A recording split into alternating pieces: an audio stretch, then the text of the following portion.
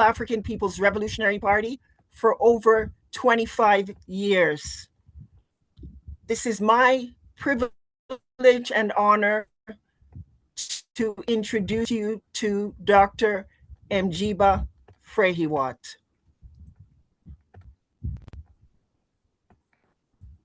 Revolutionary greetings, Comrade Tandiwe. Thank you very much for that amazing introduction. Sister Comrade.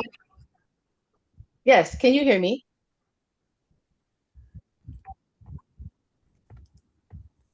Yes, I can hear you. Perfect. Okay. Thank you so much for that amazing introduction.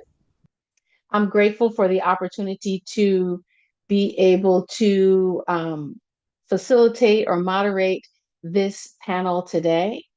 We have a very exciting Pan-African Women's Day, and I want to go ahead and begin by giving a brief introduction, and then we will get into our panel. Welcome to Pan-African Women's Day, hosted by the All-African People's Revolutionary Party and the All-African Women's Revolutionary Union.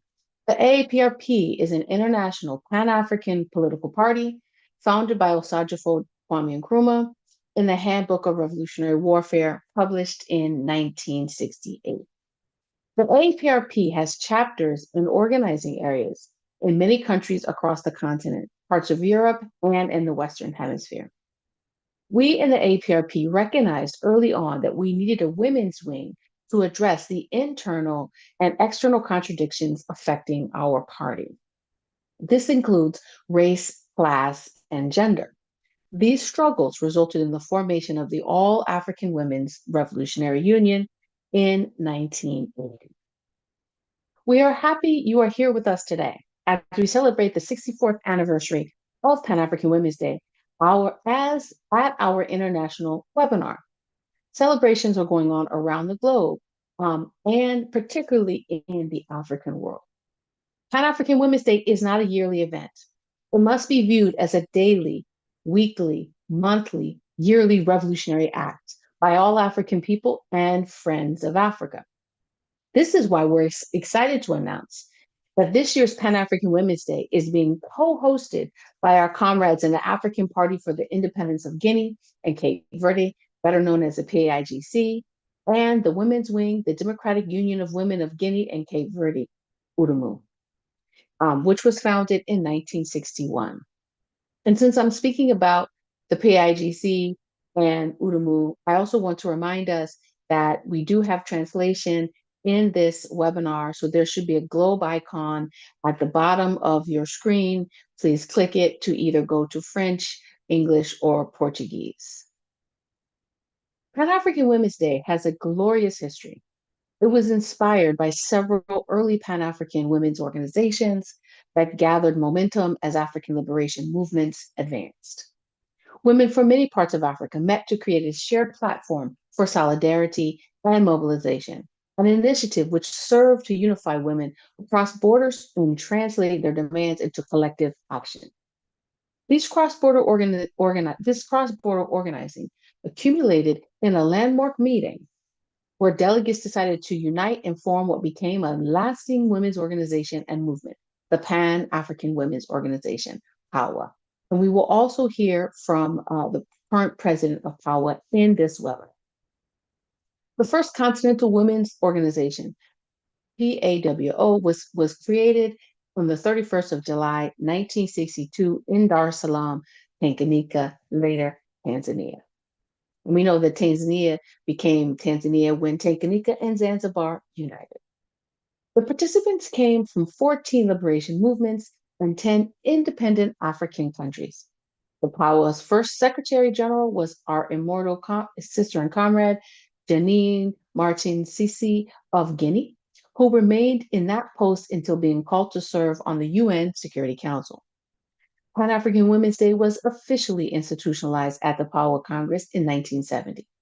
The current president of the Pan-African Women's Organization is Sister and Comrade Eunice Mpenge from Namibia, and the Secretary General is currently Sister and Comrade Grace Kabayo from Uganda. Excuse me for my pronunciation. Women's women organizing, Pan-African women organizing, apologies, women organizing in Dar es Salaam did not, the Pan-African women, they did not begin with women organizing in Dar es Salaam. It was the result of a gradual buildup of regional networks that had been increasingly meeting across borders, speaking with one determined voice for African liberation. And one of these very meetings is the Women of African and African Descent, which occurred in Accra under the leadership of Osajifo Dr. Kwame Nkrumah. These meetings helped to lay a foundation by pushing for federation and congresses that could connect women in different parts of the African world. To give them a shared agenda, these early gatherings focused on solidarity, coordination, and the idea that women's struggles and demands were inseparable from African liberation and unity. By the time women delegates convened in Dar es Salaam in 1962 July, they already had a strong organizing history to draw on. Within the glorious tradition, the Democratic Union of Women, Cape Verde Islands, and Guinea-Bissau, and the All-African Women's Revolutionary Union were proudly excited to join together to sponsor Pan-African Women's. This year's theme, African Women Leading the Revolution, salute to Assata Shakur and Tatina Silla, leaders within our liberation movement, is both historic and timely.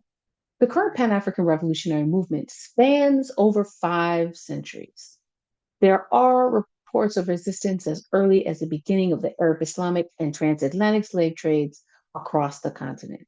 One of the first documented rebellions outside of the continent since the 1950s is the 1521 Santo Domingo Revolt in Hispaniola.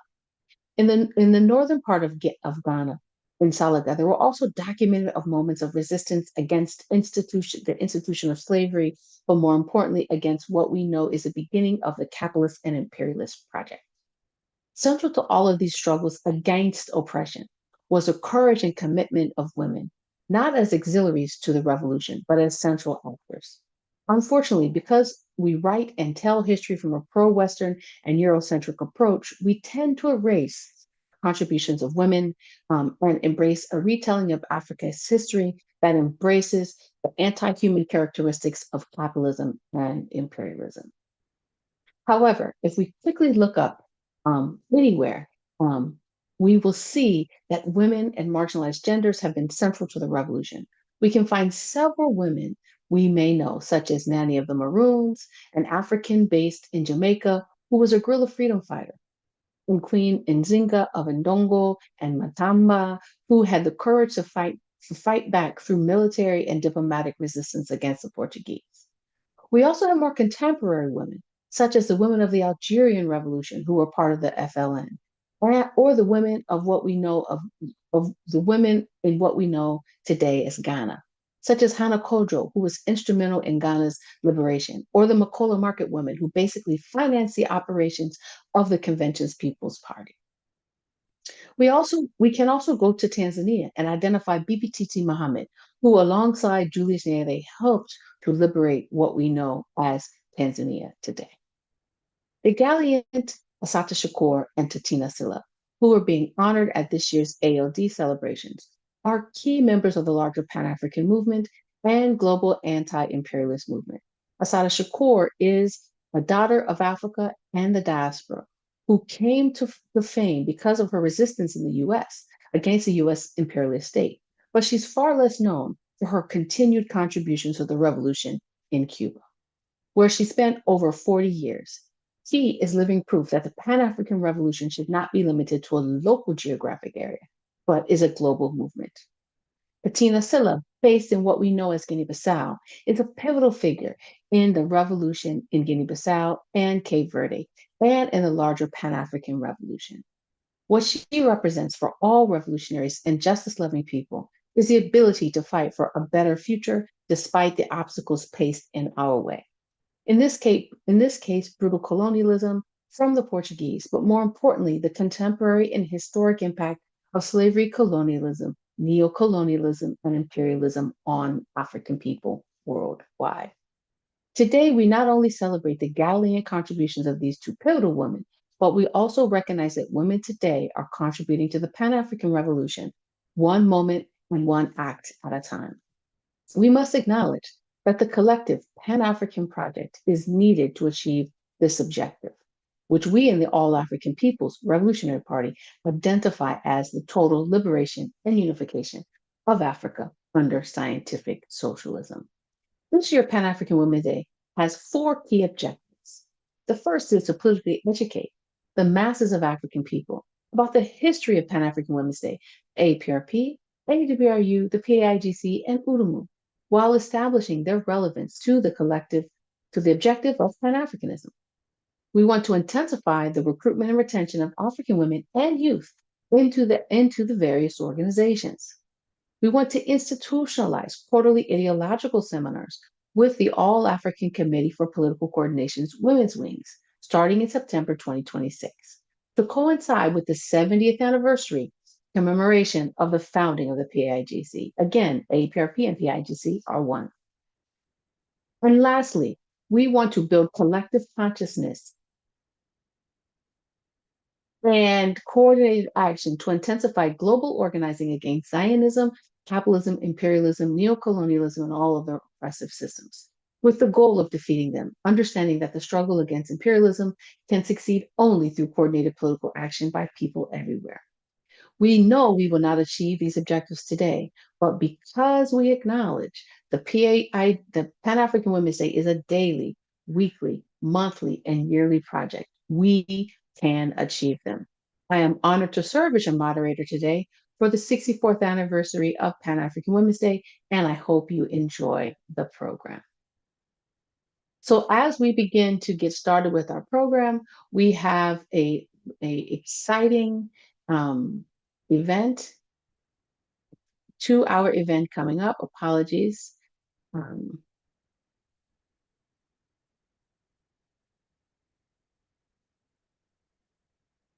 I just want to pull up the call sheet. So after this presentation, we will have some additional presentations. Okay, perfect. Apologies. So next up on our agenda, we have a solidarity statement.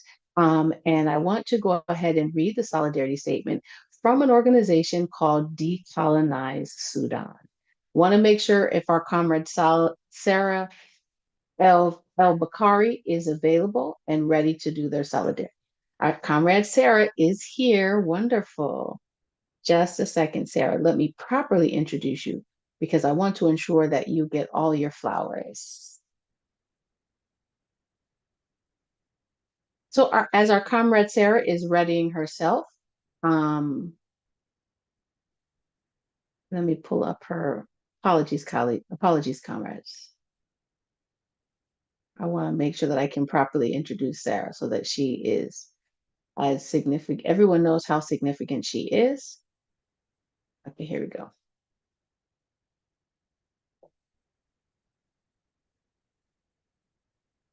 And here we are. So Sister Comrade Sarah El-Bakari, and Comrade will let us know how to properly pronounce her name, is a board member of Decolonize Sudan. And the comrade is a Sudanese American environmental steward and climate justice advocate, currently serving as a clean energy program associate. Sarah brings a people-centered approach to climate resilience, indigenous knowledge preservation, and community-led environmental solutions. Her work sits at the intersections of climate justice, culture, and community. Sarah is passionate about centering historically marginalized voices and Sudanese and indigenous knowledge in energy transitions and policy design. Her vision aligns community care with ecological stewardship, emphasizing reciprocity, mutual support, and collective responsibility for our shared planet. She is currently pursuing a master's in environmental science and policy at Johns Hopkins University. Comrade Sarah, over to you. You have 4 minutes to give your solidarity statement. Thank you so much, comrade. I'm so happy to be here. On behalf of Decolonize Sudan, we extend our deepest revolutionary greetings and solidarity to the organizers, speakers, elders, youth, and community members gathered for Pan-African Women's Day 2026. We are honored to join you in saluting Assata Shakur, Titina Sila, and the countless African women whose legacies remind us that African women have never simply supported liberation from the sidelines. They embody liberation. They organize, defend, feed, give life to liberation. Today, the women of Sudan are continuing this tradition. Sudanese women were central to the 2019 revolution that overthrew Omar al-Bashir after 30 years of dictatorship.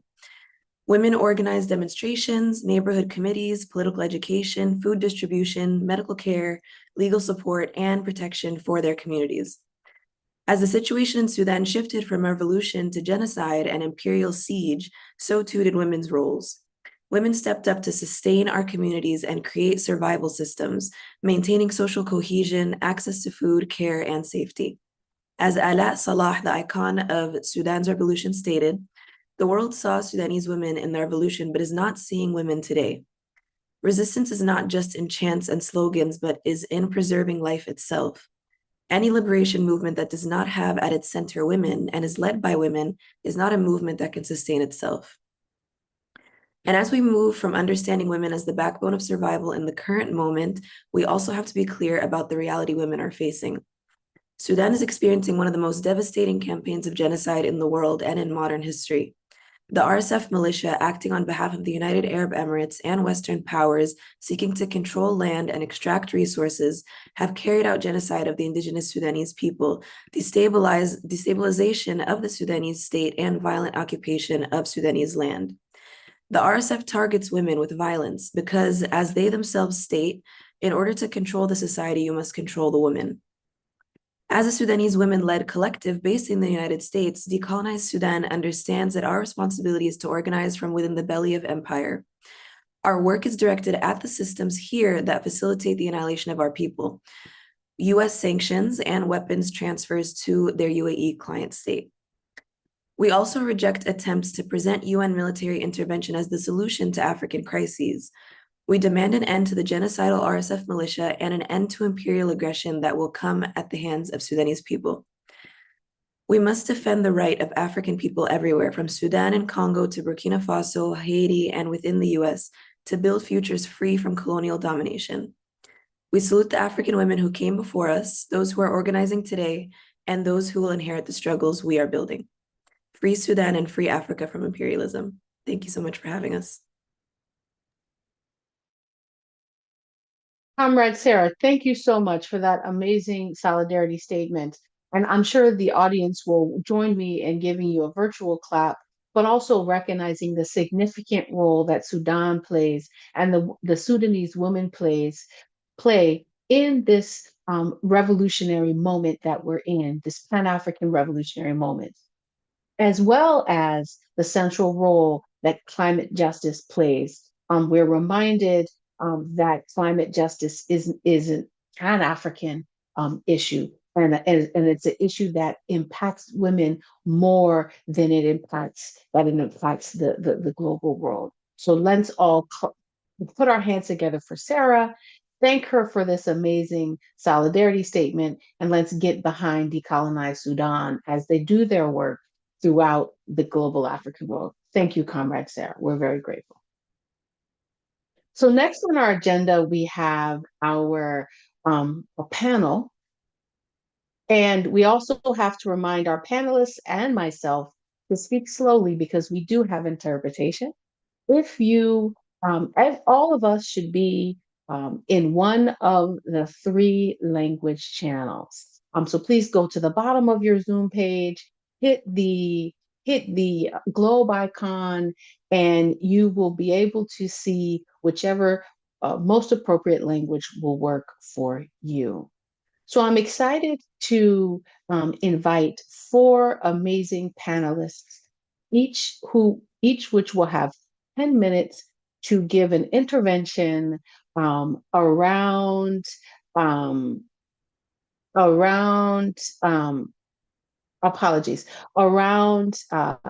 theme, and then we will do a brief interaction session, question and answer section between the panelists, each other, and the audience.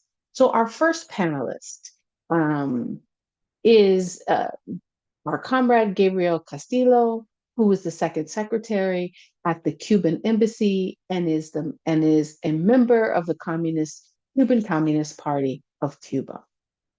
She is one of our greatest friends from the Cuban Revolution. So, comrade, Gabriela Castillo, I'm going to go ahead and give you the floor. You have 10 minutes to do an intervention. We ask that you stick around after your colleagues present. That way we can be in conversation. Over to you, comrade. Thank you, Sister Comrade. And it's a real honor to be here today and have the opportunity to participate in this celebration.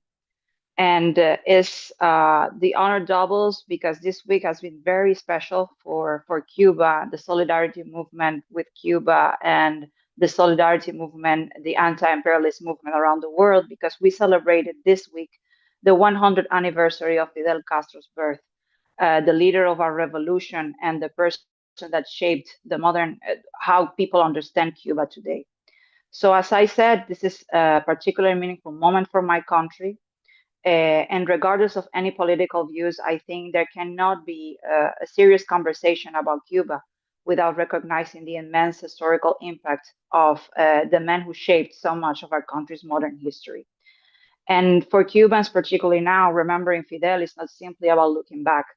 It is also about reflecting on values that remain deeply relevant today: sovereignty, social justice, education, healthcare, international solidarity, and the conviction that every nation, large or small, has the right to determine its own destiny without foreign interference.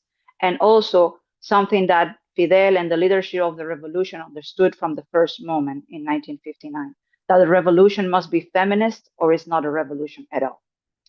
And I think those values are particularly meaningful when we talk about Pan-Africanism and we talk about the role of women, of course, because the history of Cuba is deeply connected to Africa. Africa is not something distant from us Cubans. Africa is part of our identity. It is in our culture, our music, our traditions, our spirituality, and in the history of millions of Cuban families, of course. And African and Afro-descendant women have been fundamental to that history. They have fought against slavery and colonialism. They have protected their families and communities. They have preserved traditions and culture. They have educated generations. They have organized, resisted, created, and led. And very often they did all of this without any recognition. So when we celebrate Pan-African women, we are not simply celebrating individual achievements. We are recognizing generations of women who have helped move history forward. Women who understood that freedom is not only about political independence, it is also about having access to education, healthcare, economic opportunity, and the possibility of deciding your own future. And this is a history that Cubans understand very well. Today, Cuba is living through one of the most difficult moments in its recent history.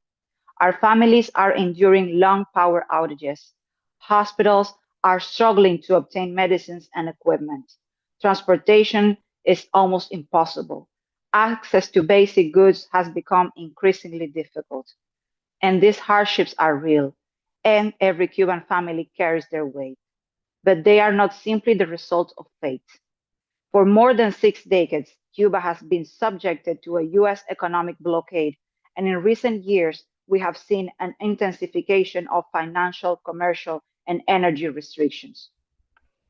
When ships are threatened for transporting fuel to Cuba, when banks refuse legitimate transactions, when companies are afraid of doing businesses with Cuba, the consequences are not as abstract. They are felt in hospitals, they are felt in schools, they are felt in our homes, they are felt in our children.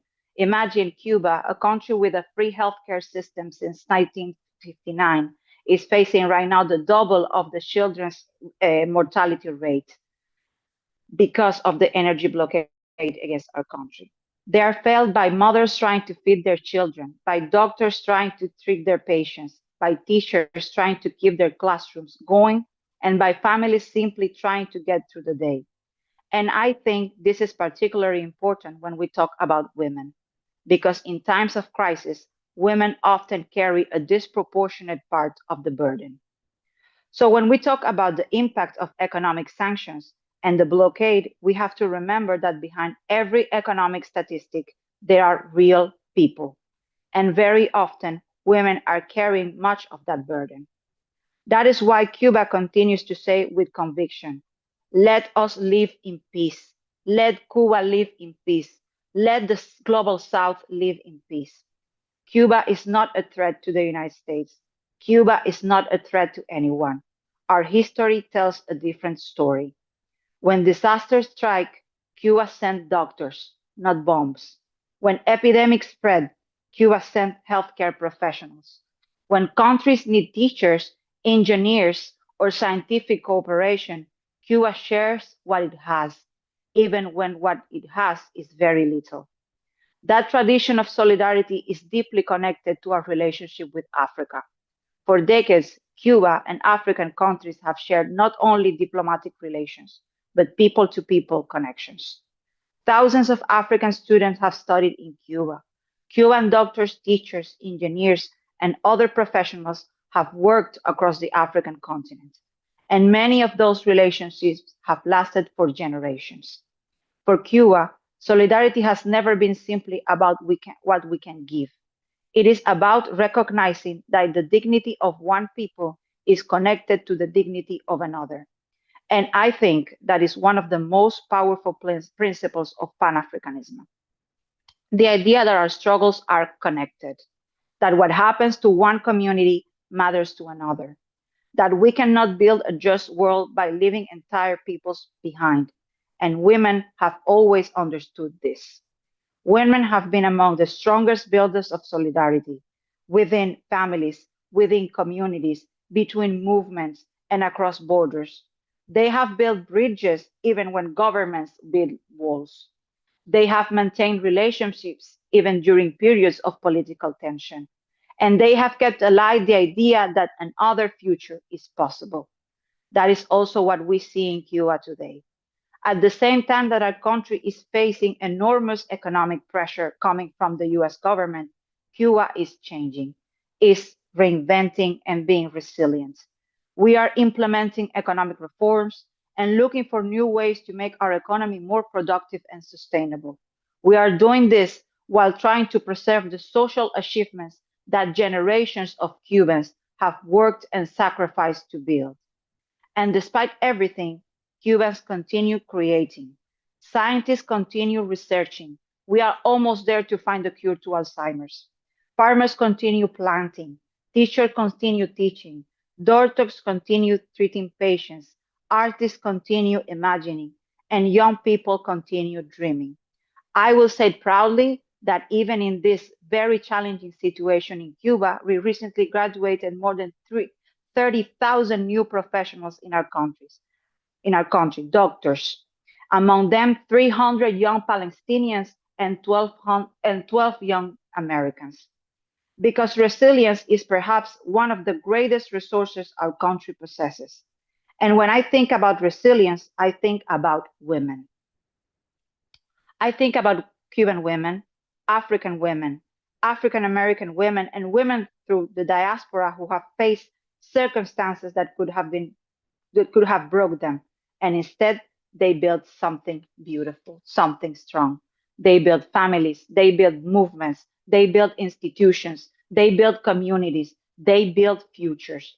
And that is why I believe that celebrating Pan African women is not only about celebrating the past, it is about asking ourselves what kind of future we want.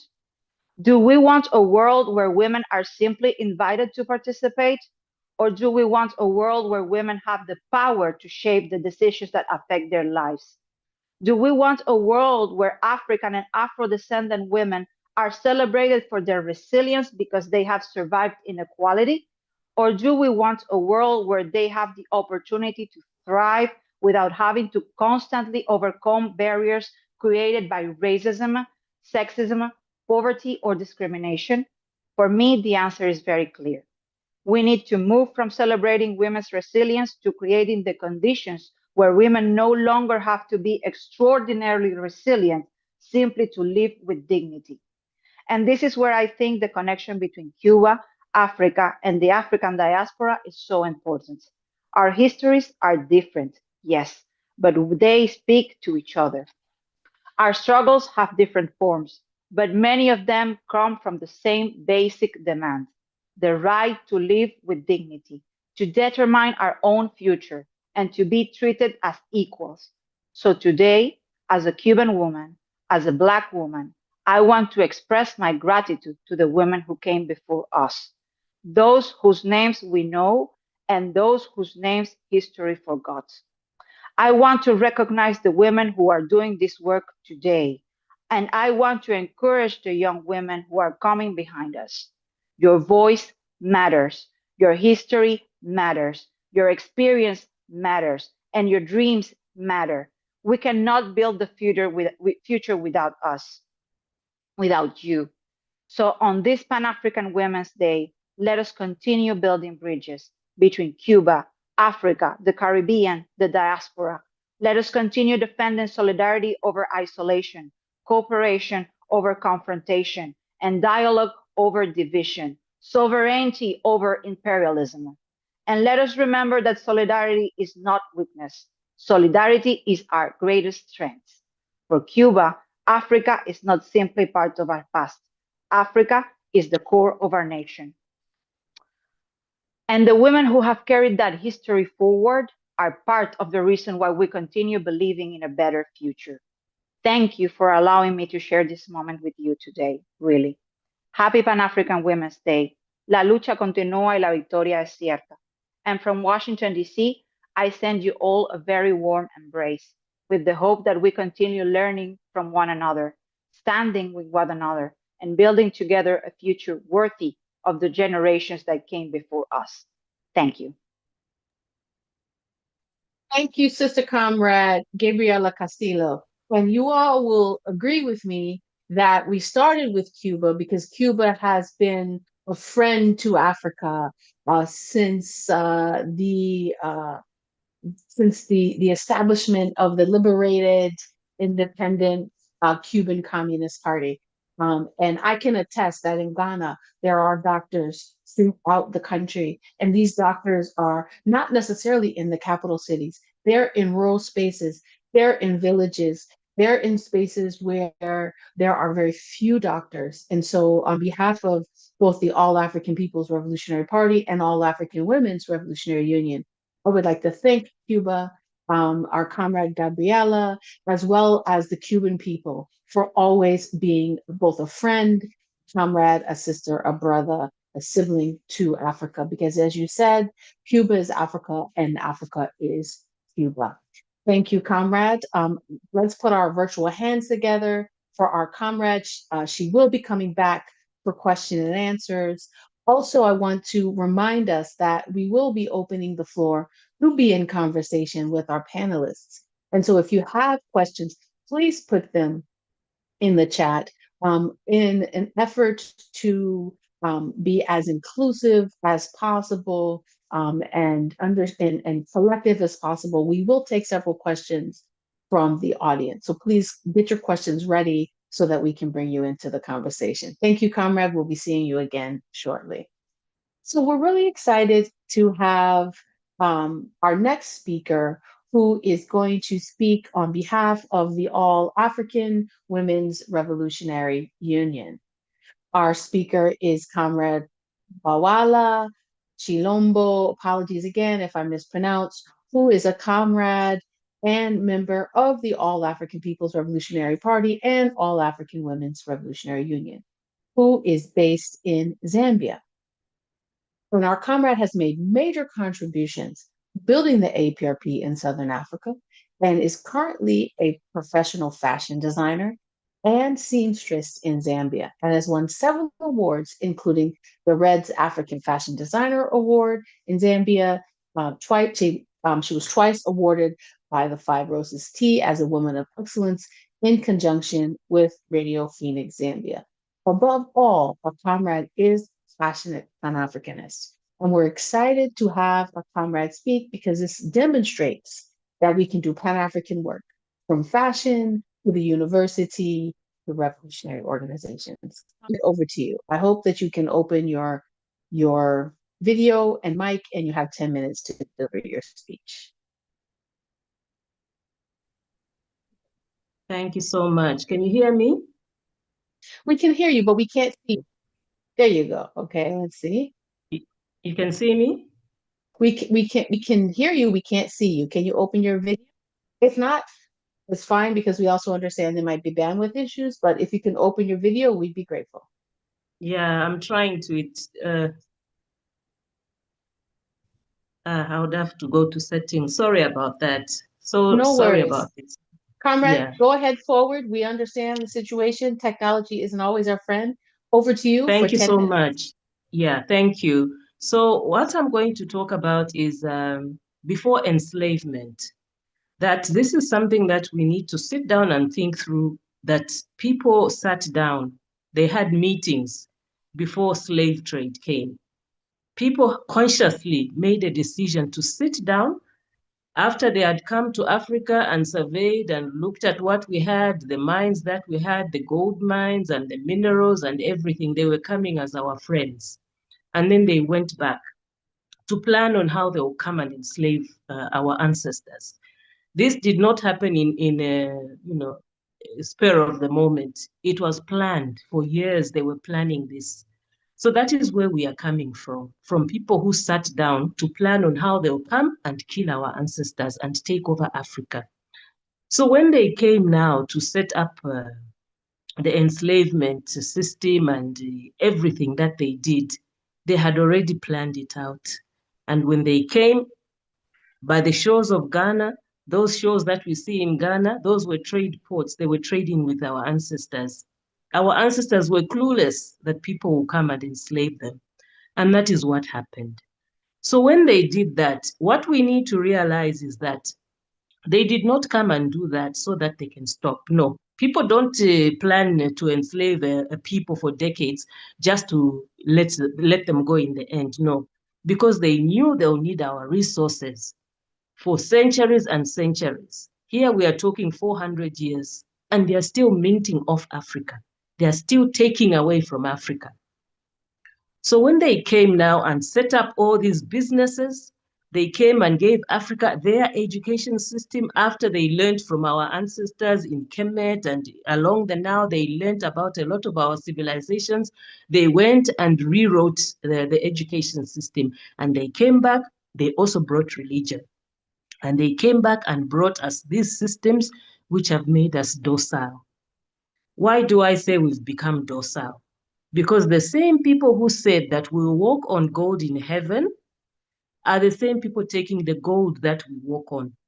Britain colonized Zambia. Britain has no gold mines, but Britain has vaults of gold mines coming from Africa and all the countries that they colonized.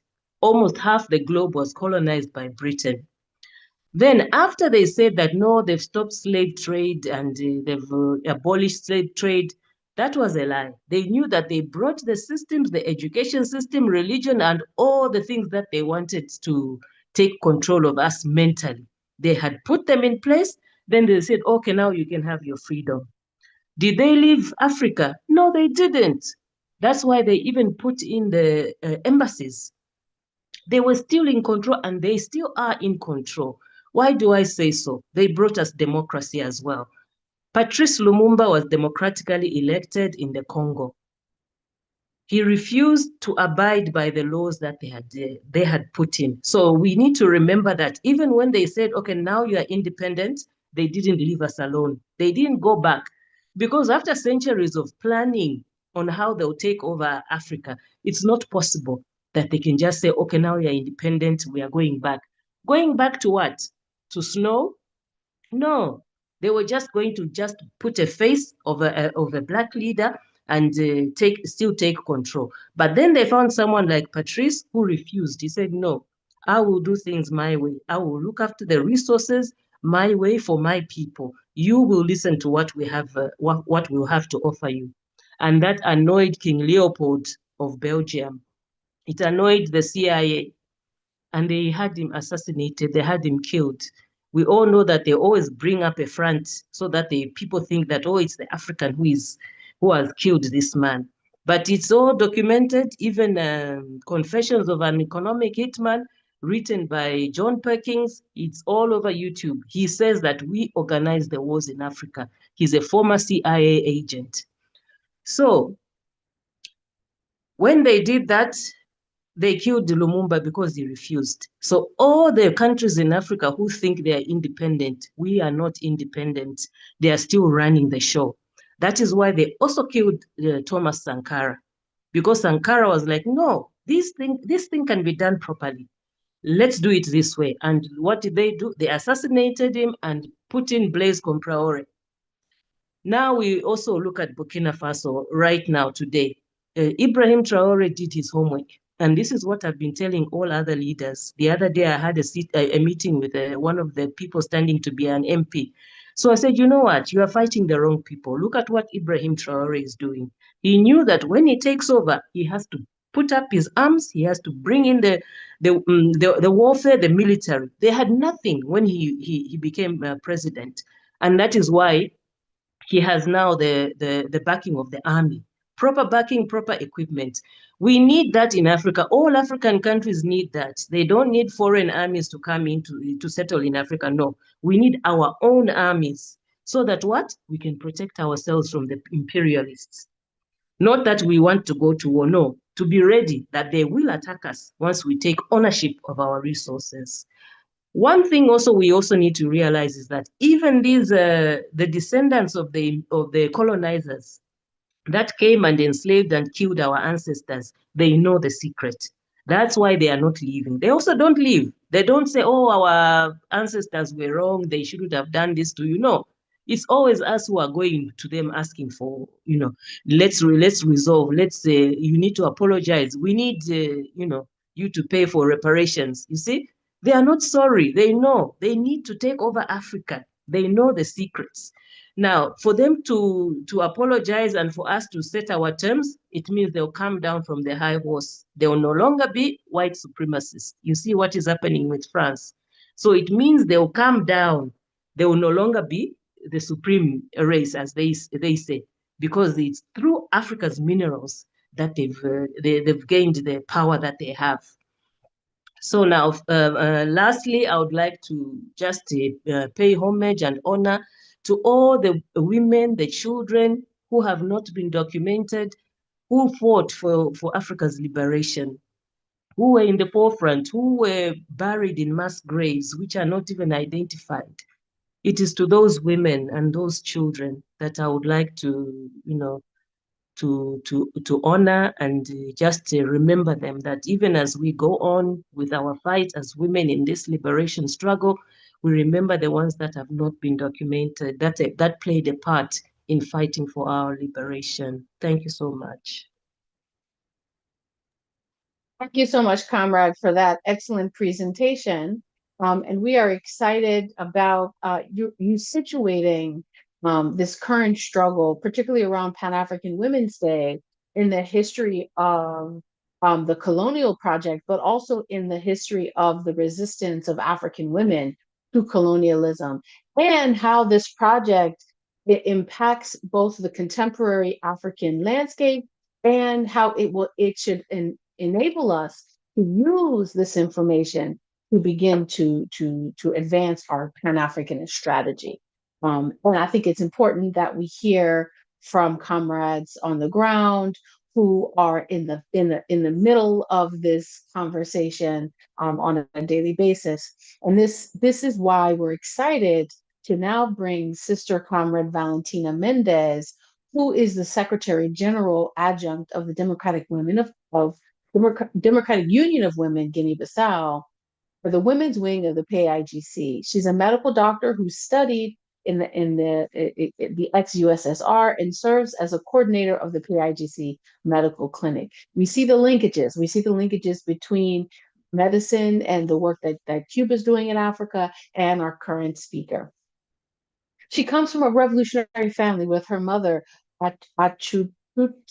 apologies again, Mendez, having served in the leadership bodies of A-AWRU, and her father having served as the commander for the Northern Front during the glorious armed struggle for liberation, and the very first prime minister of independent Guinea-Bissau, Francisco Mendez, aka Chico Te. He is a member of the PAIGC Political Bureau of the Central Committee and serves on the PAIGC National Secretariat and the coordinator of the PAIGC for the Bimbo region. So over to you, Comrade, Comrade Valentina Mendez. We look forward to your 10-minute intervention. And again, like our current presenters, we ask that you wait after your presentation so we can be in conversation.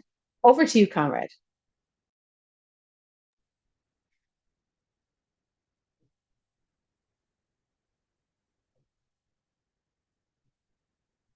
Apologies, comrades. I am getting some messaging here, but Valentina is on, but is perhaps having some problems. Give us just a second as we deal with technical issues.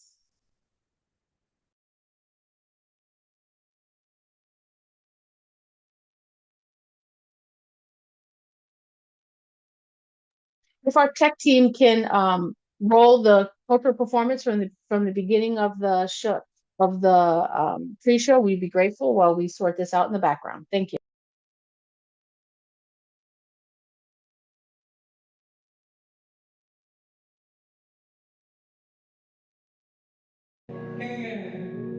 I'm praying for some joy. I'm praying for some joy. I'm praying for some.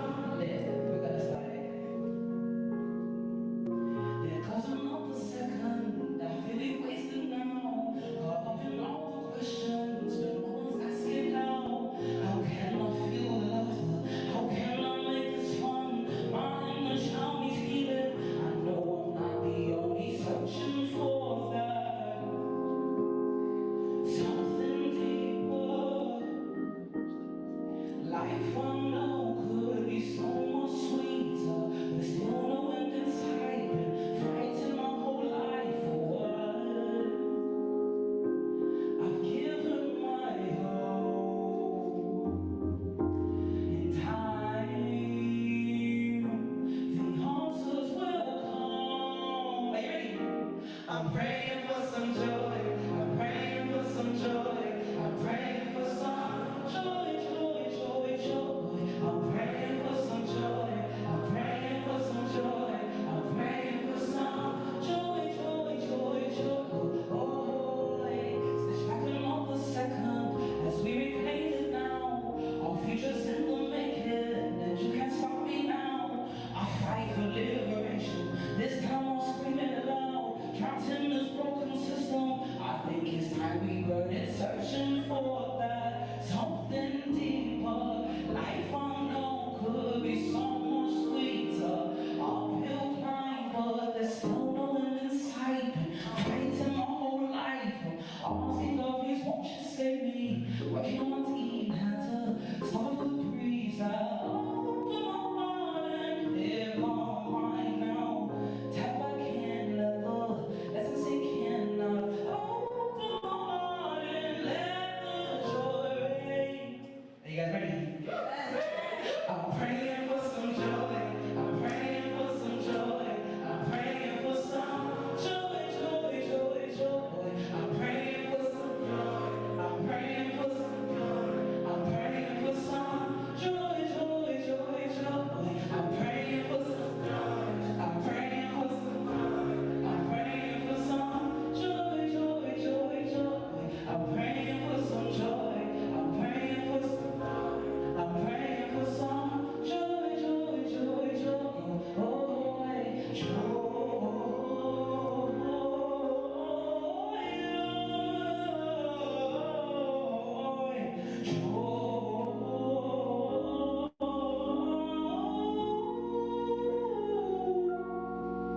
Oh, thank you guys.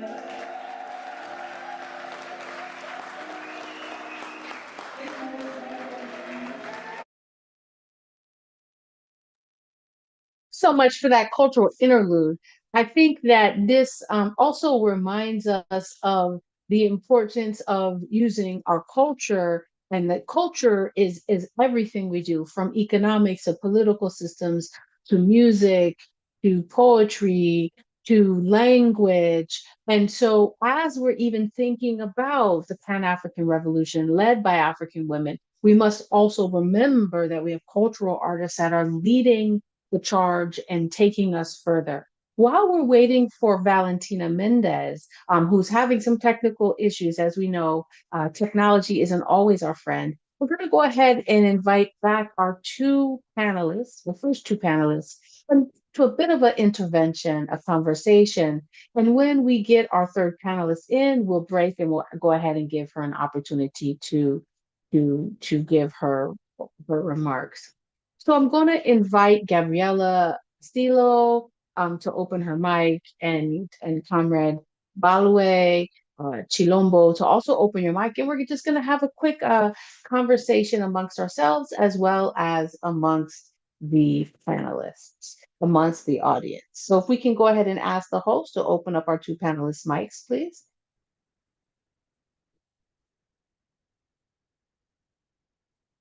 Perfect. Thank you so much.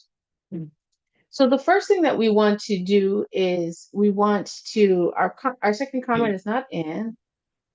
She's in. Okay, perfect. First off, we want to invite our audience to get into the conversation by providing questions in the chat. And prior to that, though, we're going to start off with a question for the both of you, and then we'll just go ahead and see how we can progress.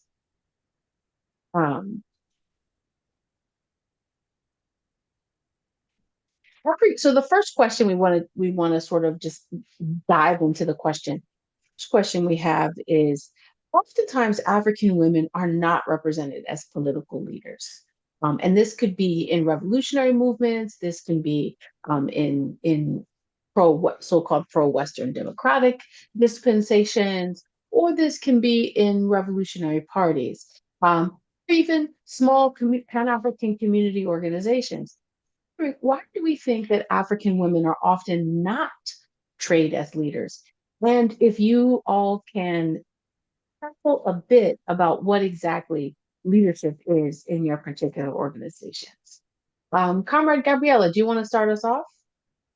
Yes, thank you. I was trying to think how to answer that question, because from my reality, from the Cuban reality, is I mean, we live in a patriarchal society with the persistence of this patriarchy values still. But since 1959, we have been leading a tough fight against those Western values that has so much affected the role of women in the society.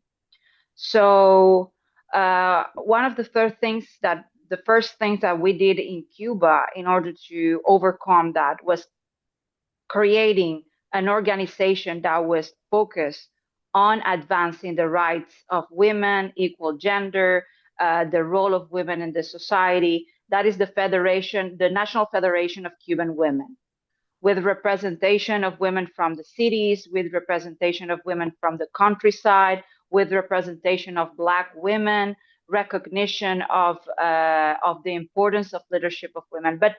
But even before the Cuban Federation of Women, I think that women in Cuba earned in the fight for independence their role in the revolution. And I'm thinking of Vilma Espin, I'm thinking of Celia Sanchez, who was the right hand of Fidel Castro in the revolution. But I'm also thinking, I mean, even way before that, the first not independence, but the first liberation movement that we had in our country was led by a woman, Carlota Lucumí. She was the first African who fought against slavery institution in our country, but she didn't fight just for the liberation of the people that surrounded her, but she understood that it was a movement that has to, to be spread towards all the island. So Carlota Lucumí, and that is why the name of the military operation that Cuba led to Angola in the 80s, the name was Carlota, precisely thinking on the role of that important woman. But I'm thinking of Mariana Grajales. We have a father of the homeland in Cuba, Carlos Manuel de Céspedes, a white man. But Mariana Grajales is a white woman that fought for Cuban independence. She is considered the mother of our independence. So I will say that in Cuba, there is a persistence of patriarchy values because it's very difficult. It's easier changing laws, but it's very difficult to change people's minds. But I think that we have the law on our side, that we have the institutions on our side, and the cultural, the ideological battle that we are doing today against that has the support. I mean, we have the support of our national system in the country. That said, I think that at this moment is particularly difficult because, as I was describing, the crisis in Cuba is affecting the most vulnerable. And often women are the ones that carry the highest burden during a crisis situation. So this crisis is particularly affecting the right of women in Cuba, is affecting the right of children in Cuba, is affecting the right to have healthcare, to have education system, to have our education. So, but even in this moment, we can count on the leadership of our women. Women are the more of the 50% of the professional force in our country. So that speaks highly on how the possibilities for growing in my country are for women. Women are more than 50% of the doctors in Cuba. Women are more than 43% of our legislators, the people that make the policies in Cuba. And also, and in thinking on how we are changing the laws and trying to make a stronger system for supporting gender equality in my country. In 2022, we approved a very important legislation in my country, the new Families Code, in plural, because families are existing more than one shape. And part of that code was the most known part of the code was the protection of LGBTQ rights in Cuba, but it also changed how we perceive the responsibilities in the homes in Cuba that often are put only in women. That changed that, and it gave women protection against violence. It gave women protection regarding their rights in a marriage. They gave women protection as caregivers as well. So I think that despite all the difficulties, the economical difficulties, the idea that the revolution needs to be feminist or it's not a revolution at all persists in my country. And women in Cuba and women around the world have earned the right to have that because they were active participants of the revolutionary fight. Thank you so much, comrade, for that excellent response to this question. We'll ask comrade. Well, I don't know why I'm struggling to say her name. Apologies, apologies, comrade. Comrade, please, Okay. Boala. Come and I had it and I went blank. Please come on in and answer this question. If you can do it in 2 to 3 minutes, we'd be grateful as well. And I can certainly repeat the question if you have any questions. Yes, please. Okay, so the question is ultimately, African women are not represented as political leaders, whether it's in oftentimes political parties or it's in, sort of pro-West democracies, which we see across the continent every day, all day, or even in small community-based organizations, right? And so we're just wondering, why is that, and sort of how do we overcome that imbalance of women not being viewed as leaders, right? And then also, how do we in the A-APRP view leadership? Is it really through some of these so-called, routes or ways that we historically identify leaders? Over to you, comrade. Yeah, thank you so much. You see, like what I said in the beginning, that when when the colonizers were coming, they came to check our way of life. They saw how we lived. There's a very big difference before independence and now, because when they came now and they brought all these teachings and all these systems, people's mental state has changed. Before independence, the women were in the forefront fighting with the men. I remember very clearly, even my dad, his sisters, they were married, but they were in the forefront. And when they would come and visit at home, I would always just sit down and listen to the stories that they would tell. But then came religion with the colonizers. And what does the Bible tell us? It says that women should learn in full submission. We do not permit women to speak. So they muzzled the woman's mouth. That is where it started from. Before, women used to be out there. There was a very clear balance between men and women. Very clear. It's like they knew their roles. No one had to stand up and say, I'm better than you. You are not, you are below me. There was nothing like that. There was just perfect balance. From what I remember clearly, even the first president, Kenneth Kaunda, Mama Betty Kaunda, the wife, they were all in the forefront. I can remember some names of these women, elderly women, who were in the fight. Even Maina Soko. Maina Soko was shot. She was crossing a river in a canoe. She used to be an informant for the freedom fighters. She was shot in a canoe while she was crossing to go over. You know, the British spotted her and they knew what she was doing. And we have a military hospital named after her. So before they came and gave us what they gave us from education, from religion, from all these other things, the women were out there. It all started after they brought in the system and they muzzled the woman's mouth using even the scriptures that they say that, this is what we need to follow. So they muzzled our mouths. I remember being at summer camp, summer school in South Africa, January this year. And one of the brothers, he came to me and said, and they say women should be in the kitchen. Your place is not in the kitchen, after I shared something, you see? So this is a man who is coming to me and saying, no, we need the women out there to speak up, you see? But now there's a conflict between religion and what we should follow, politics and religion. There's just so much confusion going on because here is a woman who is able to speak up about freedom for Africa. But then when she goes to church on Sunday, the Bible is telling her that you should muzzle your mouth. You should not speak in front of men. You see what they did to us. So that is where it started from. Patriarchy came with religion. That is one thing that I always just say that, no, that is when things started changing. We were not patriarchal. When you look in the background where we are coming from, like for us in our family, the women are the ones that they would take us to.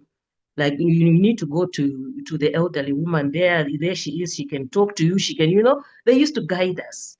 They used to be our guiding light. So, yeah, that for me, that there's no two ways about it. When they brought religion, they muzzled the woman's mouth because the woman is not allowed to speak. She's not allowed to speak up or stand up or talk in front of men. So now the women usually have things that they have a sense, they can tell like, okay, this should not be, like this, to just, help out with the men. But if your mouth is muzzled, it's chaos, it's chaos because you can see things that, this is not moving right. But then, you have to keep quiet because what? The Bible says a woman should not speak. She's not permitted to speak. Thank you. Mm. Thank you so much, comrade. And I think both of these interventions really set us in the right direction. One, to talk about both of our comrades identified critical women who have been in the leadership of the anti-imperialist and Pan-African movements, both in Cuba and across the continent, whether in Zambia or in Ghana or whatever. And it's important for us to remind ourselves that even though African women are oftentimes not viewed as leaders, they are performing leadership roles, have been, will continue to, and it's our responsibility as a collective Pan-African community to begin to smash patriarchy and ensure that the roles that African women face can come to the light. Um, so we are excited to announce that our sister and comrade Valentina Mendez is back. And I will reintroduce our comrade so that everyone has the ability to remember who we were waiting for. Comrade Mendez is the Secretary General uh, Adjunct of the Democratic Union of Women, Guinea-Bissau, the women's wing of the PAIGC. She's a medical doctor who studied in the former USSR and serves as a coordinator of the PAIGC Medical Clinic. She comes from a revolutionary family, with her mother having served in the leadership bodies of A-AWRU, and her father having served as the commander for the Northern Front during the armed struggle for liberation. She is a member of the PIGC. Political Bureau of the Central Committee and serves on the PIGC National Secretariat and the coordinator of the PIGC in the Bimbo region. Conrad, over to you. You have 10 minutes to give your intervention, but after which we will then go back into a conversation with your other panelists. Over to you, Conrad. Comrade Valentina, you can unmute yourself and start your intervention.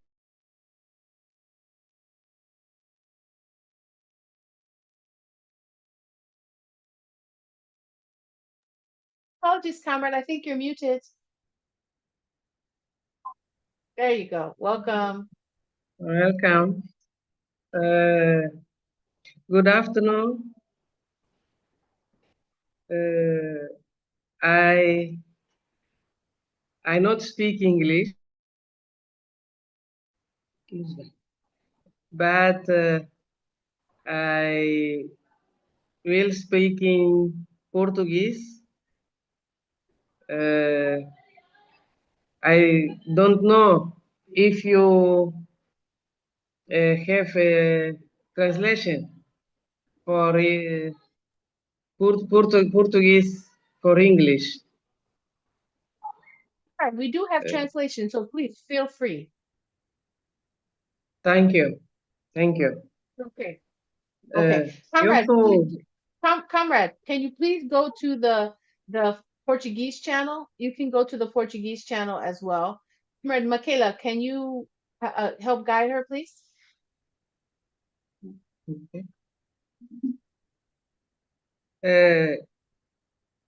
Do you repeat? My son, he's speak English. Okay. Bom, eu chamo-me Valentina Mendes. Como a senhora já tinha dito, sou médica, pós-graduada em pediatria.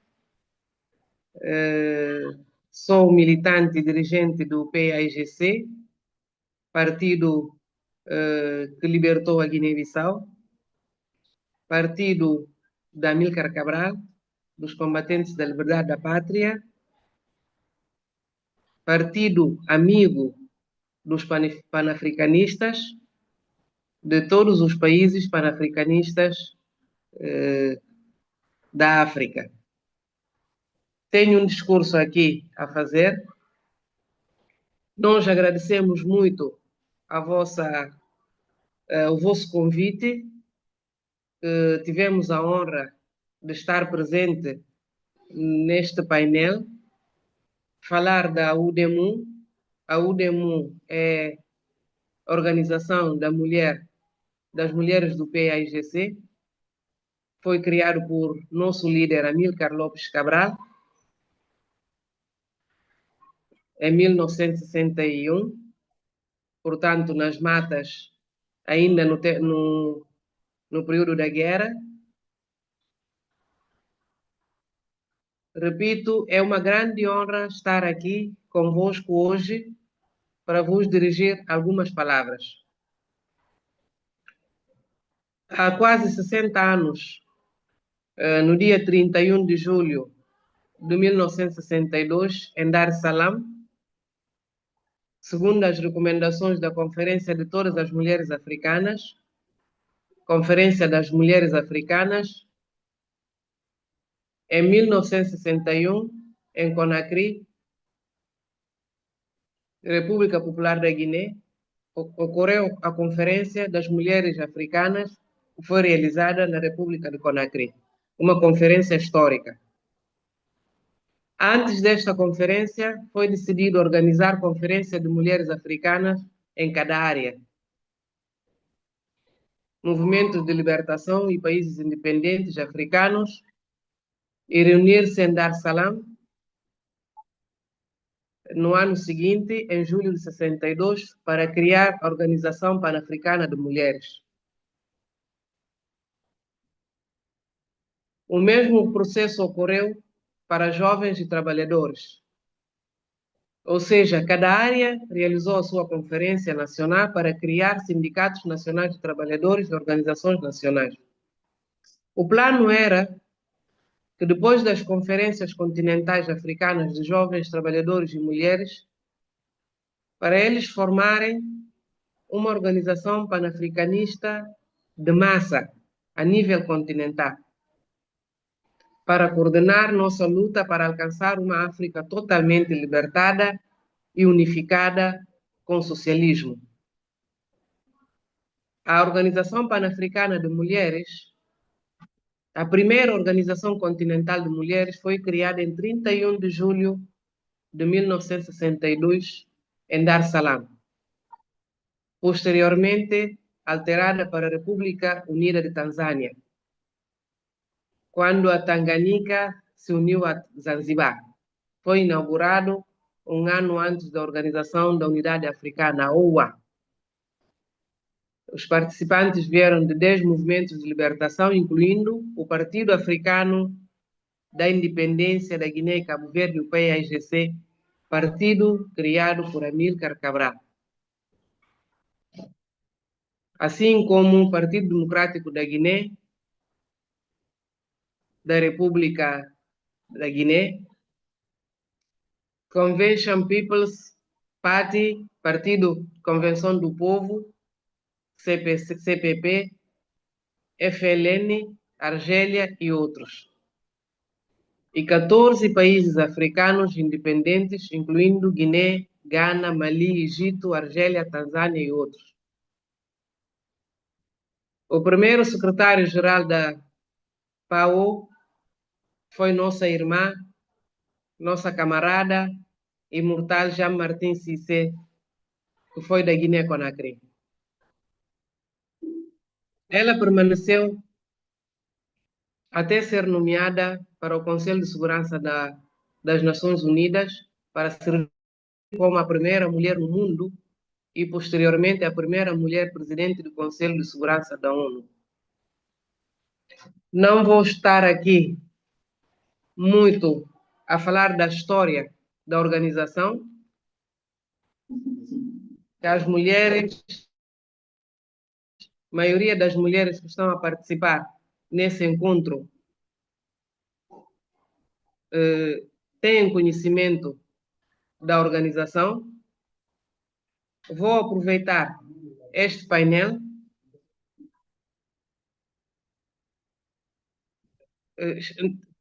quero saber se estão a ouvir.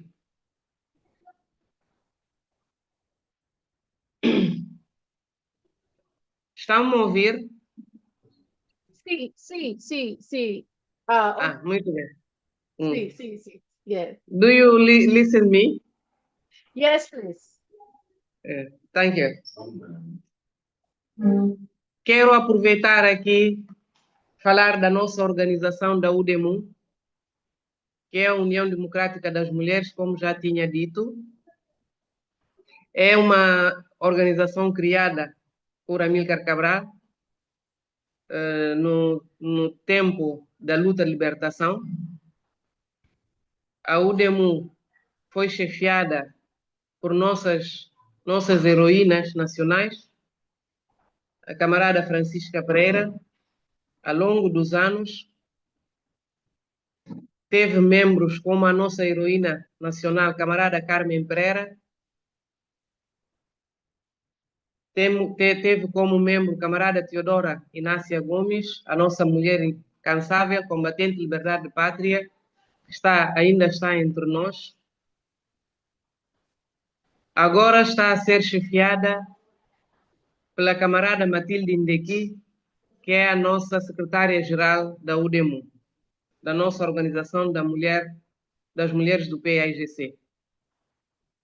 Camarada Matilde Ndeki é membro do Bureau Político do PAIGC e membro da Comissão Permanente do PAIGC. É a coordenadora do partido para a região de Bafatá. Ela é a secretária-geral atual da UDEMU. Temos 4 vice-secretárias-gerais. Temos a camarada Fanta Daba, camarada Jariato Diallo Gomes, camarada Meta Mané e eu, camarada Valentina Mendes. Eu sei que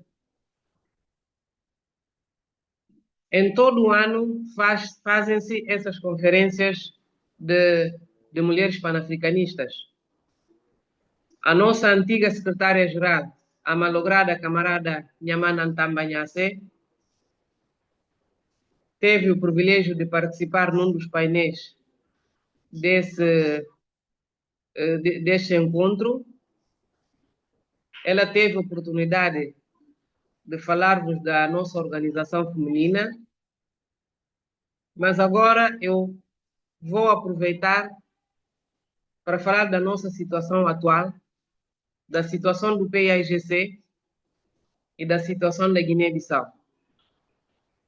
Um pouco da situação do nosso presidente do PAIGC, camarada engenheiro Domingos Simões Pereira, que é o presidente da Assembleia Nacional Popular da Guiné-Bissau, de toda a situação em que nós nos encontramos.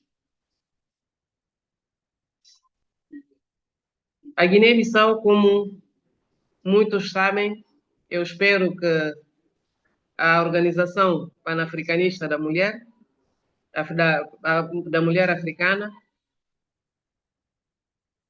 está ciente da situação que ocorreu a 26 de novembro passado.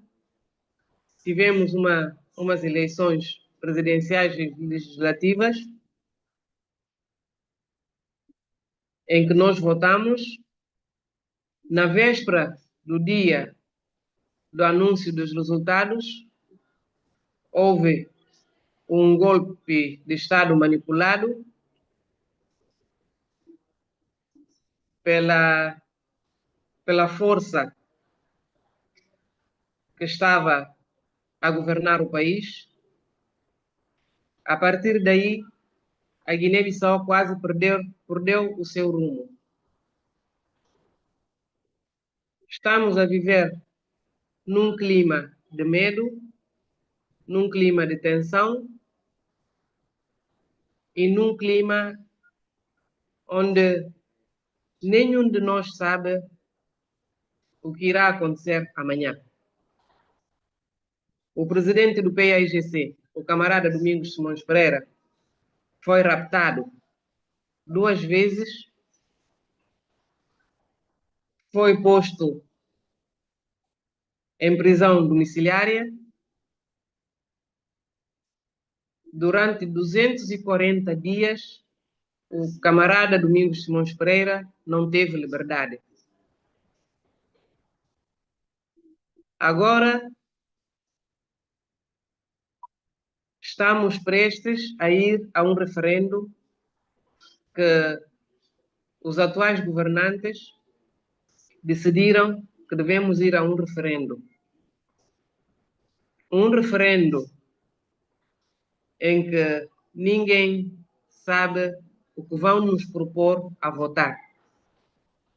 Primeiro,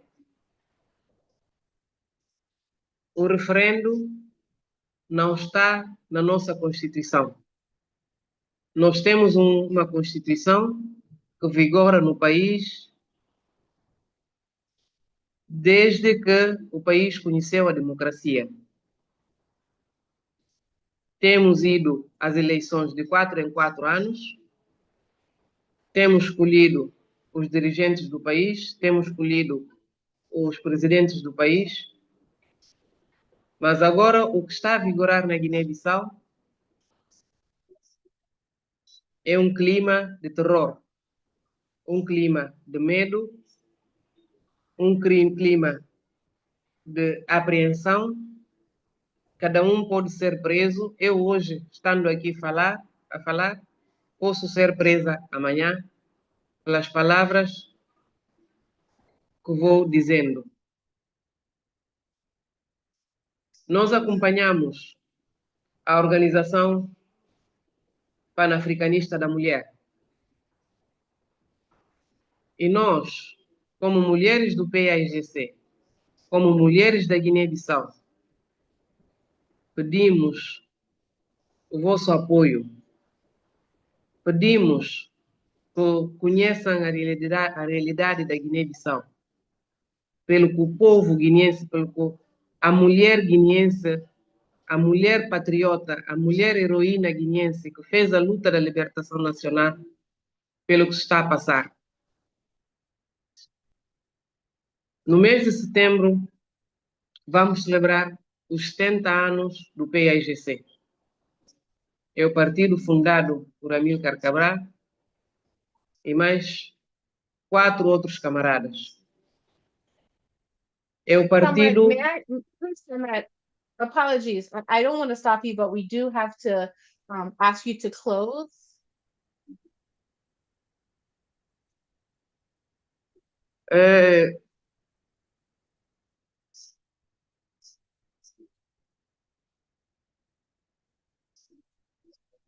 I don't speak English. Please, a moment, a moment.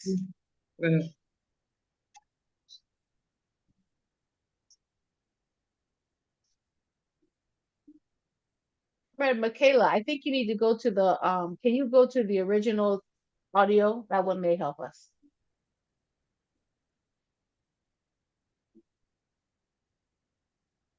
Please,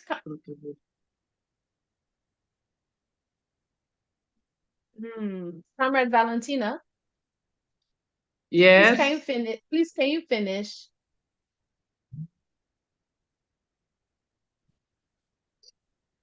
Espera. Please, you should finish your presentation so that we can move on to hear other speakers.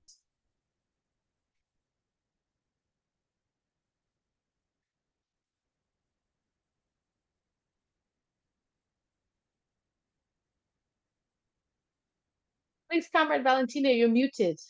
You're muted. Comrade Valentina, you're muted.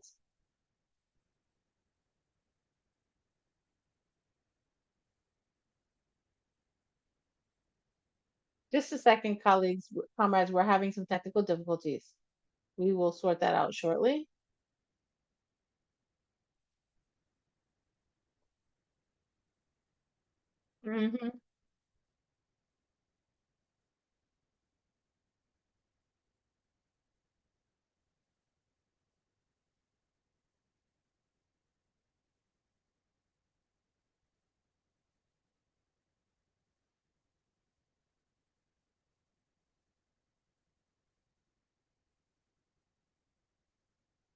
I think what we'll do is we'll move on while while Comrade Valentina gets her internet working, her technical issues sorted out.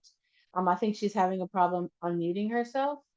So if we can ask, yeah, if we can ask the tech team to go ahead and help us either unmute her, or we can go ahead and turn off her video, that we can move on to the next presentation, and we'll certainly bring her back and thank her later on in the program.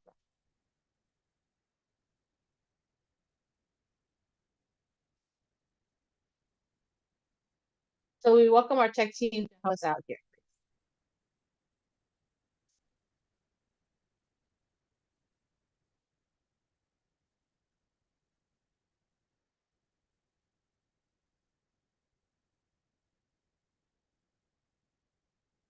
Okay, perfect. So we are going to go ahead and move on. Wonderful. Thank you, comrades. So I've been instructed, unfortunately. Okay.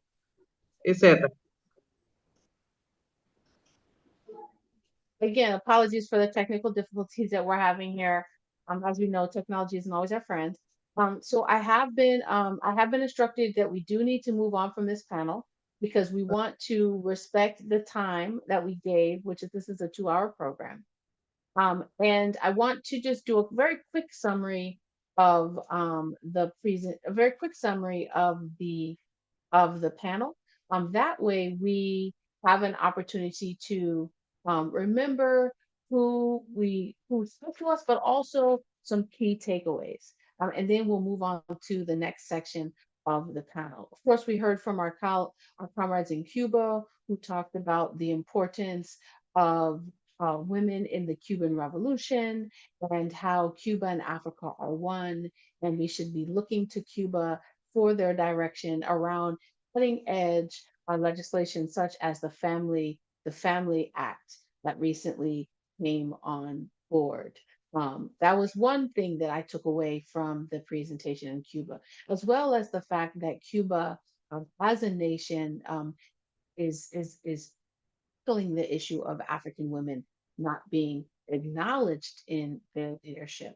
We heard from our comrade from the A-AWRU around questions of the importance of understanding the history of the colonial project and how African women became marginalized as leaders across the African continent. And of course, we recognize that this came through the external intervention of the colonial projects and colonialists. But also, our comrade discussed how African women were in the forefront of the liberation movements. And this is important to also acknowledge as we begin to both tell the history and talk about the future and contemporary moment in the Pan-African movement.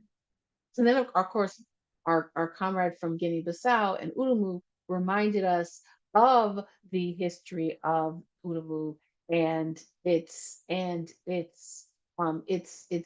central role in the liberation of Guinea-Bissau and the Pan-African Project, but also spoke about the Pan-African Women's Organization and how it was uh, key liberated states or zones, as Kwame Nkrumah said in the Handbook of Revolutionary Warfare, was central to the development of the Pan-African Women's Organization, and also reminded us that African women across the globe, but particularly in spaces like Guinea-Bissau, also face triple oppression of race, class, and gender, but also have an opportunity to perform very cutting edge and critical roles in the African Revolution, such as being a medical.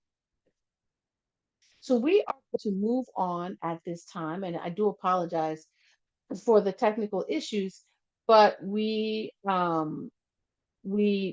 apologies, but we have an exciting we now have an exciting presentation that we want to do from the president of the PAIGC, whom I hope has been elevated to panelist. If we can ask our tech team to open the president's video so that we can get the president here as I introduce the president. We'll give ourselves 30 seconds.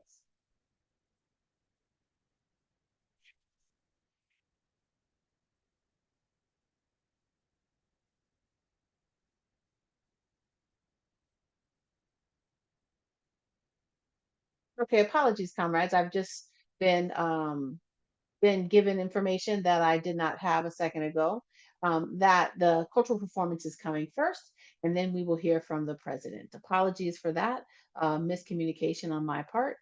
All right. So we are excited to have a cultural performance. Ugochi, who has over 2 decades of experience. I hope that our tech team is readying our cultural performer, has over 2 decades of experience in the literary and music industry. She has gained quite a notable reputation for her solo career and collaborations, not content to rest on her ganache. Ngochi and ASE are always laying foundations for the next release, aiding more classics to their repertoire. Nina Simone once said, "It's an artist's duty to reflect the times in which we live." That's why Ngochi and ASE write, record, and share their offerings on a frequent basis, making countless public appearances locally, nationally, and internationally. Over to you, comrade, and we're looking forward to your presentation. Greetings. Thank you, everyone. It's so good to be here with you. My name is Ugochi Mogugu, as the moderator just said, and this poem is called African Violets of War. Woman of our cable line, bringing the solution. Woman of our cable line, birth the revolution. African women have always led, not just in bed, Breeding babies, they also bled on the battlefront as guerrilla fighters, tactical spies, grassroots protest organizers, and allies. One ye woman. Big respect to the woman of our cable line leading revolutions. Despite facing systemic marginalization, mobilization was vital to the nation, leading mass economic boycotts, anti-tax demonstrations against colonial authorities such as Fumalayo Ransom Kuti or the Igbo Women's War of 1929, Ogu Umuwanyi. Colonial governments frequently sideline ongoing social and economic emancipation of Alkebulan women, achieving independence with intelligence. The post-revolutionary reality is a dual strain. All our life, we had to fight. Foreign colonial rule, internal patriarchy structures within parties. It wasn't always like this. There was an era of royalty in African history when king and queen were crowned same time in solidarity. As we take steps forward, we need to take colossal steps back to our roots. Release imperial's hold on our bra straps, while the lioness them strap on our boots. Remember what the brave ones have done for we. Say their names with certainty, keeping them alive. Repeat after me. Comrade, sister, Assata Shakur. Brief member of the Black Panther Party, leader of the Black Liberation Army, striving for justice in a country where it is a sin to wear Black skin, falsely convicted of multiple crimes, an escapee granted political asylum at 32 years young. Viva Cuba for protecting her. She lived for 46 more years, garnered the gift of growing old in exile, leaving behind a girl child and a combined $2 million bounty on her head, but free from US tyranny to become an elder when her country failed her. Assata departed this planet when spirit was ready, always one step ahead of the bloodthirsty enemy. Other women warriors did not have that luxury. Repeat after me. Comrade, sister, Tatina, Selah. Ernestina, Atina, recruit into the African Party of Independence of Guinea and Cape Verde, the PAIGC, a fearless freedom fighter, trained nurse, assistant to the front's commander, establishing a militia training camp, a regional political commissar. She was given charge of social reconstruction, political education in those liberated zones, a sister soldier, valiantly serving militarily in the eventual defeat of the Portuguese. A wife, mother of 2 infants, while serving on the front line. A martyr at 29. Still a beacon of hope and inspiration in Guinea-Bissau. So what now? What of the names we will never know? The unsung queendom of this endless trouble. Countless women have sacrificed their lives across the globe, who have confronted oppression in all its dimensions. African violets of war. We give you your flowers. A rose for all the sheroes who stood up to the repressive power. We forever stand with you. 2 things connect us.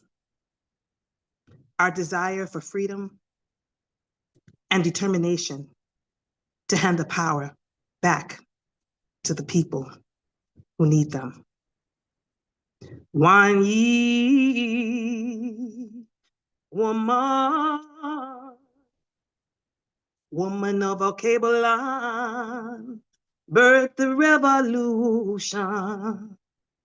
Woman of a cable line are an institution. We can't forget the woman of a cable line leading revolution. Give thanks. Thank you so much, comrade. This was a refreshing introduction to this conversation about Pan-African Women's Day, another example of how cultural artists are leading the charge in promoting Pan-African political education. We are so grateful for your interventions, and we look forward to working with you in the future. Thank Thank you. you so I am much, comrade. grateful as well. Nice to spend time with you. We are so happy you're here for whatever.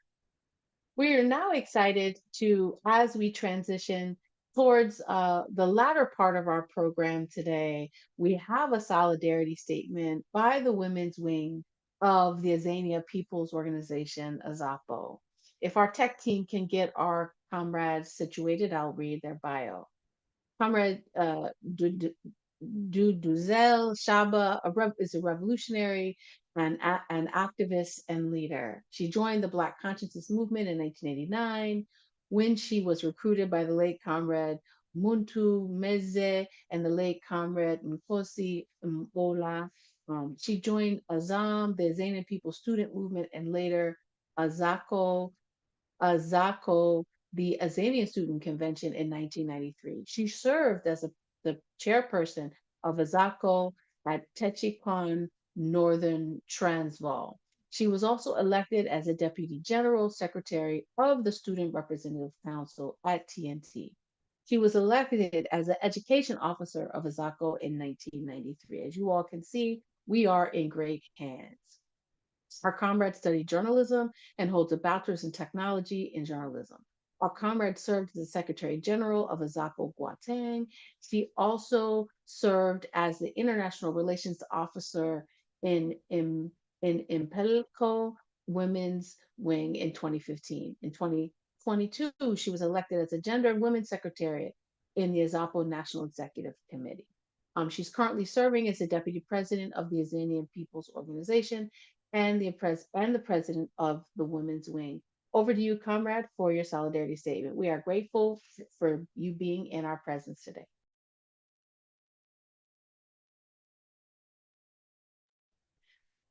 Yes, comrade, I think you're. All right. Okay. Thank you very much, sisters, comrades, and all who are attending. Revolutionary greetings. My name is Dudu Shaba, the president of Imbeleko Azapo Women's Wing and the deputy president of the Azanian People's Organization. Thank you very much for inviting us to join you. We are one, Africa is one, and today we are commemorating our sisters, and we shared the common struggles with these sisters that we're talking about today. So today, we gather to speak a truth that history books too often try to erase. We're here to shout a salute to the architects of our liberation. We're here to honor African women who led the revolution. For too long, we have been taught to view revolution as battles planned and fought only by men. But the historical truth is absolute. African women do not just support revolutions. African women lead them and they led them. Let us look first to our sister Assata Shakur, a vanguard of the Black Panther Party and the Black Liberation Army. Assata taught us that revolution is not just about picking up a gun or weapon. It is about political education, community care, and organizing with scientific discipline. Even when faced with the violent machinery of the state, she refused to break. She left us with this: it is our duty to win. We must love each other and support each other. We have nothing to lose but our chains. Asata's life is a masterclass in revolutionary resolute. On January 30, 1973, at only 29 years old, Tina was killed by colonial forces while crossing the Farm River. She died with a rifle on her hand, leading her comrades. Sisters, we are descendants of these warriors. Comrades, our land is critical, to ending poverty, unemployment, and informal settlements in our land. The reconquest of our land constitutes the historical and material basis for the total liberation of Black people in Azania.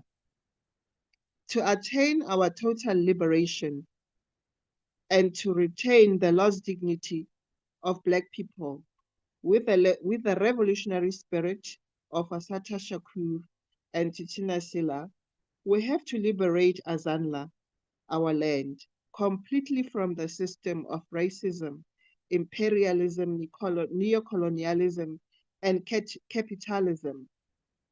This system had a deleterious effect on the productive capabilities of Black people as the rightful owners of the land. As APRPO Women's Wing, we fight poverty, unemployment, inequalities, and gender-based violence and femicide in our homes and in our communities. We demand the unconditional return of the land to the people without compensation. As women, we say no land reform can succeed if it does not put land directly to the hands of the African women. Women till the soil, women feed the nation, and we must own the soil.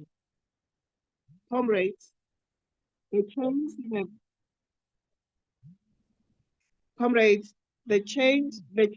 changed, but they remain.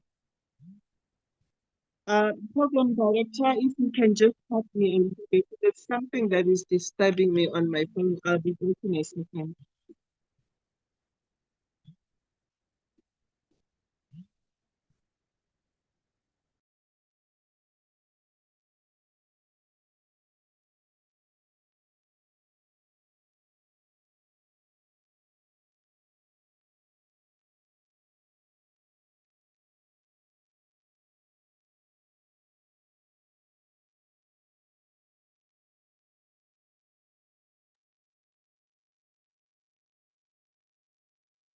Let's wait on our comrade to resituate herself.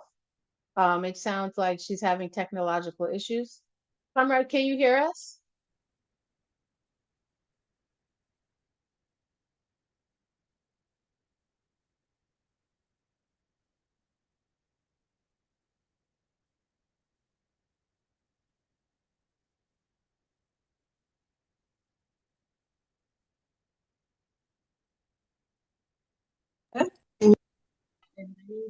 Okay, so we're gonna go ahead and, okay, comrade, go ahead. So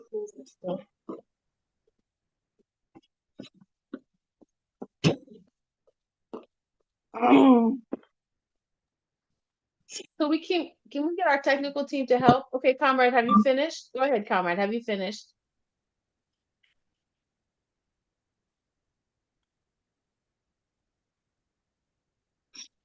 Comrades, I'm back. I'm really Welcome sorry back. for this. Yes, I'm really, my sincere apology for this. I'm alone in the house and somebody just came and banged the door, No busy worries, knocking. no worries. I'm Over really to you, sorry. comrade. No worries. Okay. Yeah, as APRPO Women's Wing, we fight poverty, unemployment, inequalities, and gender-based violence and femicide in our homes and communities. We demand the unconditional return of the land to the people without compensation. As women, we say no land reform can succeed if it does not put land directly to the hands of African women. Women till the soil and women feed the nation. Women must own the soil.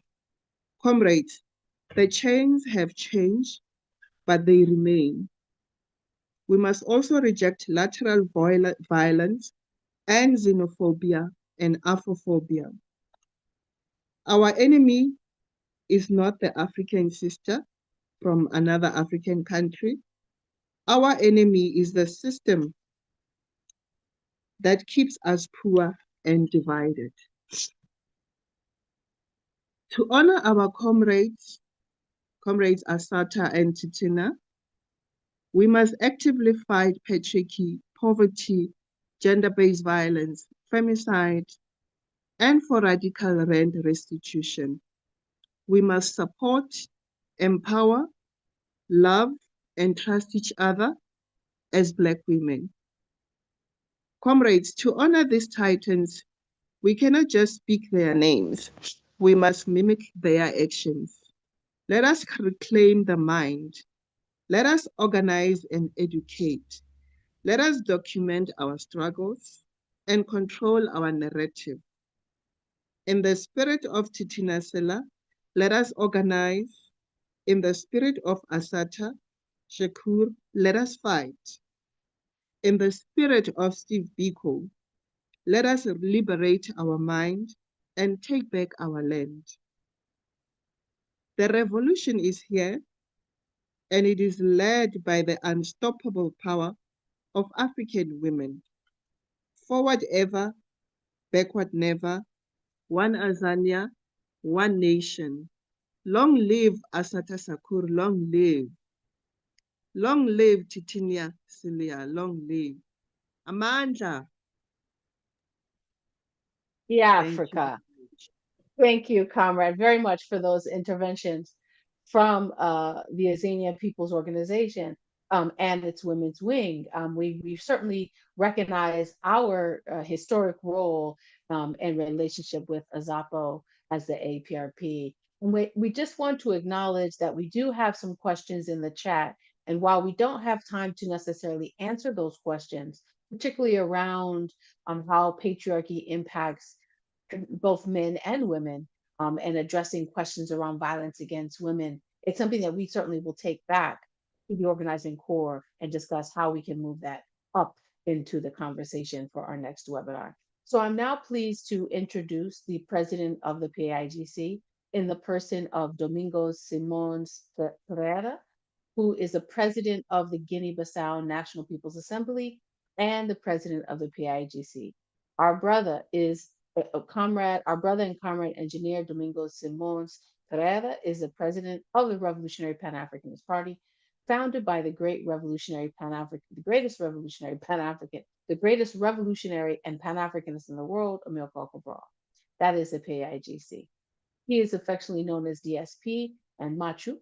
And brother comrade Machu DSP was born in the interior of Guinea-Bissau in a small town named Farm on 20th October 1963. Yes, comrades. Who was the son of a farmer and was forced to abandon the property due to the beginning of the glorious armed struggle for liberation. His father was arrested by the International State Defense Police of the Portuguese colonialists and accused of collaboration with the PAIGC.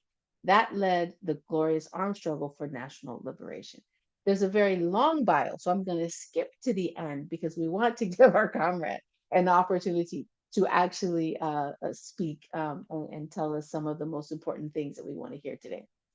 The 7th Ordinary Congress held in Jabu in 2008, he was elected a member of the Permanent Commission of the PAIGC Political Bureau, continuing to fulfill the mission to serve as an executive secretary of the community of countries that speak Portuguese as their official language. That's Angola, Mozambique, Timor-Leste, Cape Verde, Brazil, Portugal, Machu, and Guinea-Bissau. In February 2014, at the 8th PAIGC Ordinary Congress in the city of Chachu, he was elected as a president of the party. between 3rd July 2014 and 20th August 2015. He served as Prime Minister of Guinea-Bissau. So we are aware that we have a serious Pan-Africanist in our midst.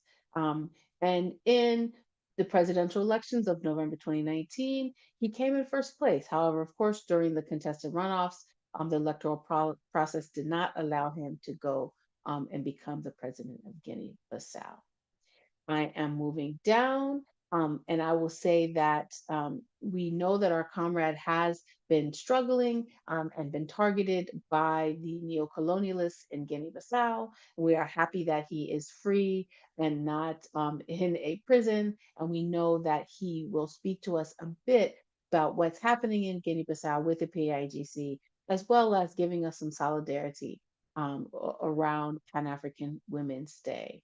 The last thing that I'll say, in the most recent elections in 2025, the PIGC was blocked from contesting in the legislative elections. And our comrade was unconstitutionally blocked from being a candidate for the presidential election. So as we hear from our comrades, we DSP, we know that the hard work of our president and the PIGC will lead the people in Guinea-Bissau to the right victory. And PIGC will be in the forefront of that. Over to you, Comrade President. Wow, it's such a great pleasure and an honor to be a part of this venue. I would like to send my greetings to all present in this platform, especially for our women. Comrades, I know that many of you present here today were involved in the mobilization and the pressure to ensure that I was unconditionally released from prison on the 24th of July, just 3 weeks ago, after spending almost 8 months since November 26, 2025. I come out with my head high, as a free man, ready to continue our revolution with more dedication than before. We are more confident knowing we are all together. We know there are many other victories ahead. We must ensure that no unconditional referendum is imposed upon our people of Guinea-Bissau on August 30. We must ensure that the PIGC national headquarters is reopened after being violently closed since that fatidic day of November 26 last year. We must ensure that all political activists have security to participate in the political process, not like is happening exactly today in our country. We must ensure that ones who our people democratically voted for are the ones who serve as president of Guinea-Bissau and run the government. We still have a lot of work to do. We must do it together. So I thank you for the opportunity to get my greetings to you during this Pan-Africanist Women's Day commemoration. I send my love and greetings to all the participants from the different parts of Africa and the different parts of the world.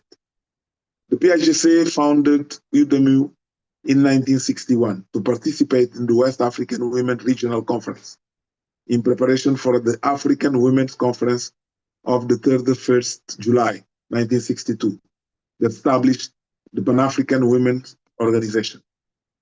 UDEMU was present at the first conference of African women held 31st of July 1962.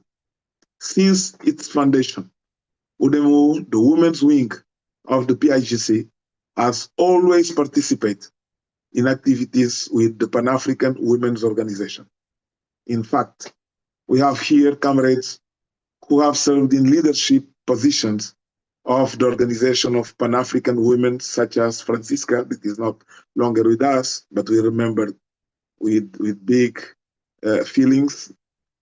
Number three, we always commemorate the Pan-African Women's Day at headquarters.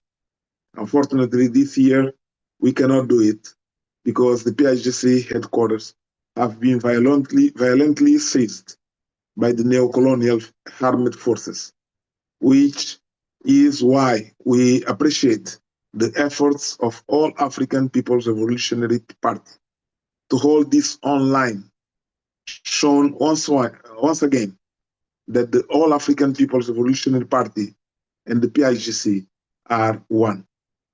The A-APRP is like the PIGC in different parts of Africa and the diaspora, and the PIGC is like the A-APRP in Guinea-Bissau.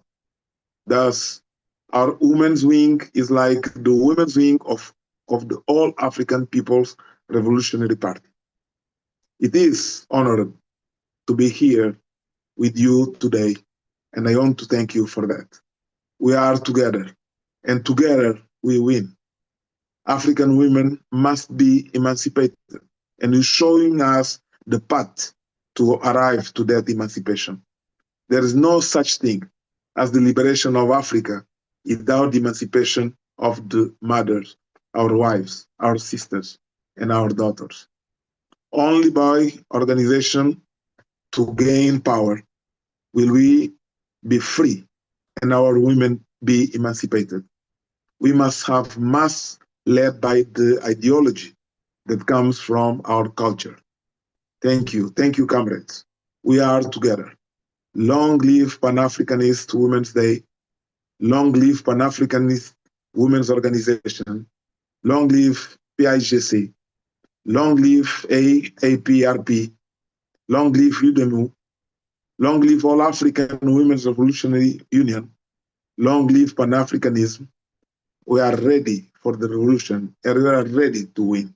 Thank you so much for giving me this opportunity to be and feel a part of this great celebration. Thank you so much. Thank you so much, my president, DSP Machu. We are grateful for your intervention today. And as you said, the A-APRP and the PIGC are one. The PIGC and A-APRP are one. So we stand side by side, shoulder to shoulder with the PIGC in this gallant fight for the rightful place of the PIGC in Guinea-Bissau, which we know is leading this Pan-African movement. Exactly. And one day, not far from now, we'll be all together in Guinea-Bissau, celebrating our unity, our win, our capacity to build a better future for our children. Thank you for inspiring us.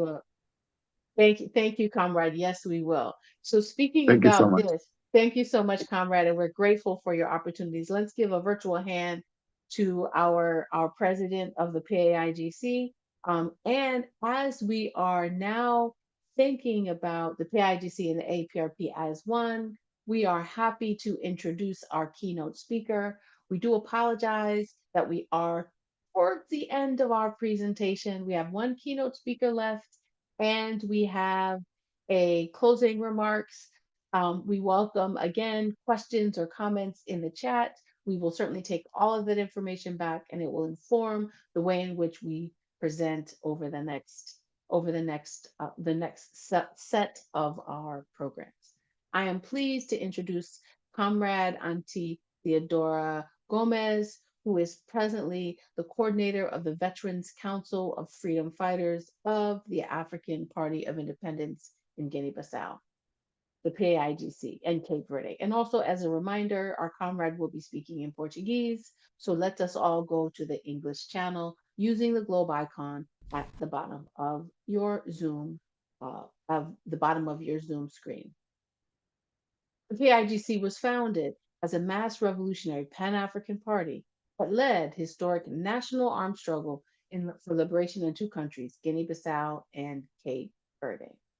Comrade Theodora Gomez has served as a member of the State of Council of the Republic of Guinea-Bissau, has served as a counselor to several presidents of the Republic, and has served as a member of Parliament of the People's National Assembly, the legislator, on its permanent commission, where she was reelected more than any other MP, beginning with the very first legislator that unilaterally declared independence from the Portuguese on 24th September 1973. Comrade Theodora Gomez, Gomez's history is extensive and would take months to repeat, so we won't go on that. However, for the sake of time, we would like to highlight a few key things, moments in her history, in her career, that we think are relevant and significant to this presentation. The first is that she's a member of the Democratic Union of Women of Guinea, which is a A-AWRU. She's a former assistant coordinator and interim coordinator. In this position, she worked with the first continental organization of African women, which is the Pan-African Women's Organization, of which A-AWRU served as one of its founders in 31st July 1962. She's the co-founder of the Milko Cabral Youth Jack Wing of the PAIGC. She's the founder and president of the Network of Women Parliamentarians. She, alongside A-AWRU, served as the host for the All-African Women Revolutionary Union and the A-AWRU Strategic Planning Meeting in Guinea-Bissau, which occurred in 2000, and this was the 20th anniversary of the A-AWRU. In summary, she is a dedicated Pan-Africanist revolutionary, a woman activist, a freedom fighter that helped to liberate Guinea-Bissau and Cape Verde from imperialism's grip, while contributing to the downfall of the fascist regime in Portugal, 25th April 1974, leading to the independence of Angola, Mozambique, São Tomé, and Principe in 1975. In short, she is a living heroine, and she is going to deliver our keynote presentation today on our theme for the 64th anniversary of Pan-African Women's Day. Over to you, Comrade Theodora Gomez, as our keynote speaker.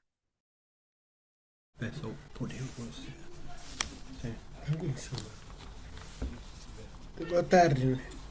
Boa tarde. Boa tarde. Sou Theodora Inácia Gomes, do Conselho Veterano do PAIGC da Guiné-Bissau. Camaradas, quero agradecer aos organizadores das mulheres panafricanistas do Partido Revolucionário de todos os povos africanos, PRTPA, a União Revolucionária de todas as mulheres africanas, A-AWRU, por esta iniciativa sobre a comemoração do Dia das Mulheres Pan-Africanas de 2026.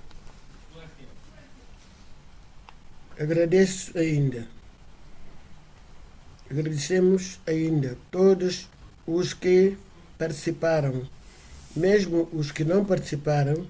A sua presença é um testemunho de que compreendemos que o Dia das Mulheres Panafricanistas não é simplesmente uma celebração, mas assim para dizer que feliz nosso dia, o Dia das Mulheres Africanas. Mas sim, é muito mais do que isso.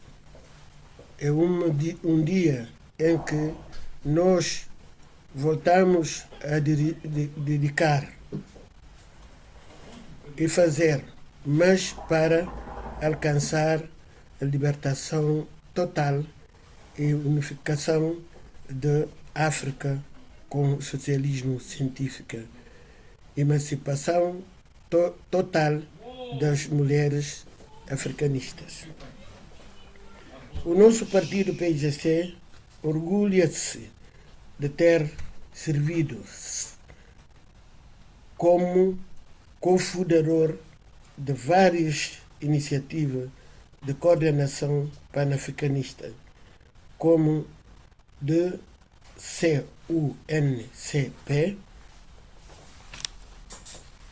primeira coordenação revolucionária de panafricanista de luta armada gloriosa através de fronteiras nacionais, ou seja, Angola, Guiné-Bissau, Moçambique, juntamente com a luta política em Cabo Verde e São Tomé e Príncipe. Estamos orgulhosos de participar nos vários para o desenvolvimento estratégia de a nossa organização com os grandes homens Kwame Nkrumah, com o início da Amílcar Lopes Cabral, Sékou Touré, Bakary Diaby e outros, para formar um partido revolucionário todos os povos africanos. Nós, no UDEMU, temos a organização orgulho, aliás, de participar na fundação da Organização Panafricanista das Mulheres, PAWD, o PGC e a sua organização de massa feminina, a UDEMU, tem a honra de ter participado em muitas das forças de coordenação de panafricanismo.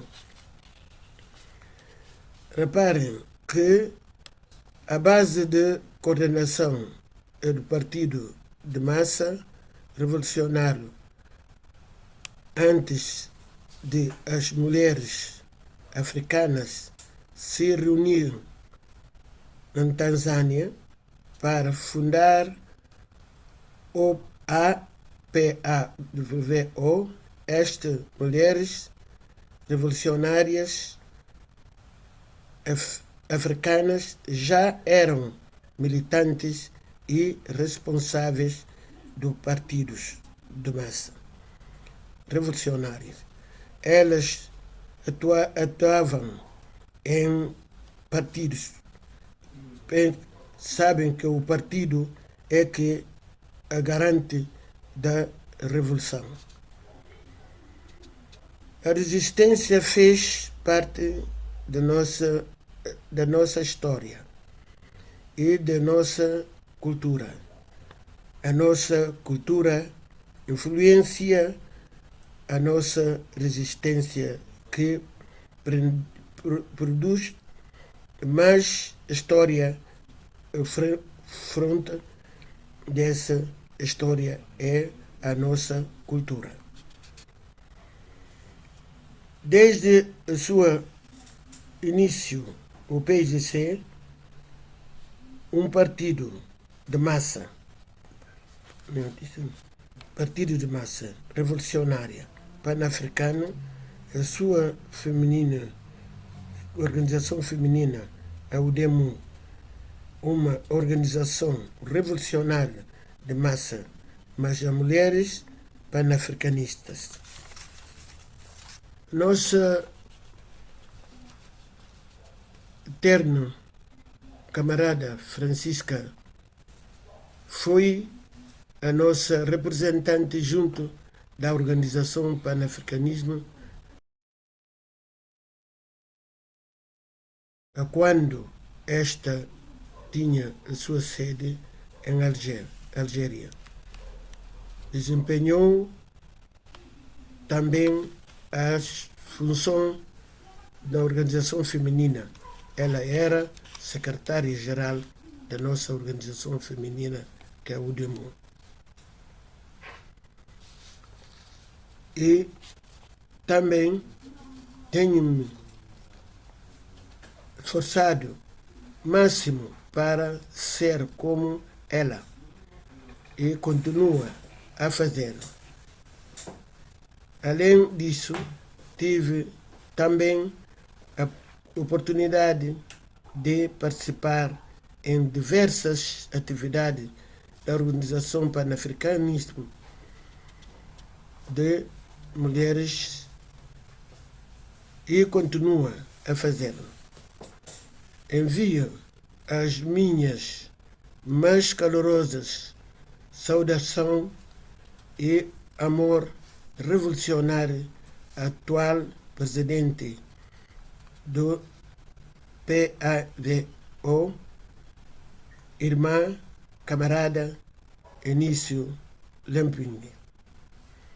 Lembro-me de quando ela era secretária-geral do SWAPO. Foi também uma honra para mim estar envolvida em grande parte da resistência, não só no PGC, mas também nas organizações revolucionárias pan-africanas, como já tinha dito anteriormente.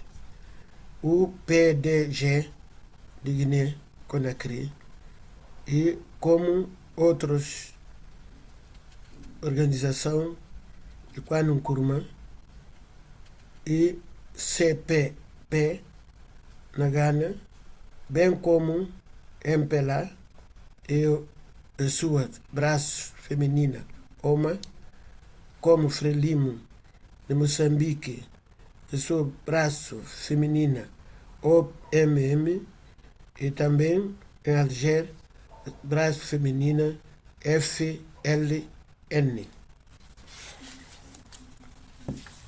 Esperamos que melhores, mais jovens, não só continuem a fazer como nós fizemos, mas que façam ainda melhor. Precisamos de coordenação, mas para termos a coordenação precisamos de quadros fiéis, honestos, corajosos, ativos em todas as circunstâncias que persistam em qualquer momento. Compreendendo que nas lutas da vida, por vezes, seremos derrubados, mas mais importante para nós, revolucionárias, é levantarmos-nos de novo. Não importa quantas vezes foi derrotada. O mais importante é quantas vezes se levantaram. Em relação aos temas, concorre plenamente com o tema. As mulheres africanas estão na linha de frente do panafricanismo revolucionário. Por isso, Sakir, a minha querida, minha camarada, Titina Sela, Francisca Pereira, devemos seguir os seus exemplos, cada passo que demos. Muitas das vezes estão conscientes de desafios, ameaças contra os partidos revolucionários, no nosso caso, no PIGC, mas também caso da Guiné, de Conakry, PDG, no caso de Ghana, CPP, em Angola, ameaça constante contra o MPLA, em Moçambique, ameaça constante contra Frelimo, a maior parte das mídias são controlados pelo capitalismo e neocolonialismo que só dizem mal do nosso partido. Mas, como dizemos, os nossos grandes antecipados se luta contra imperialismo, colonialismo, lutará contra ti. Portanto, o presidente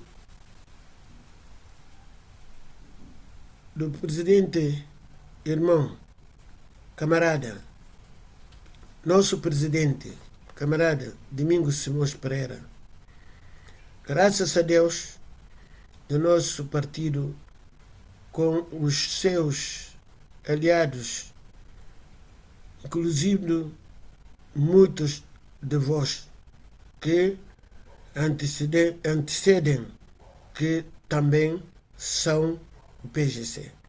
O nosso presidente do partido PGC, irmão, camarada Domingos Simões Pereira, presidente da Assembleia também Nacional, foi libertado incondicionalmente, mas está bem de saúde e ativo na política. E continuará rumo à nossa vitória final. Camaradas,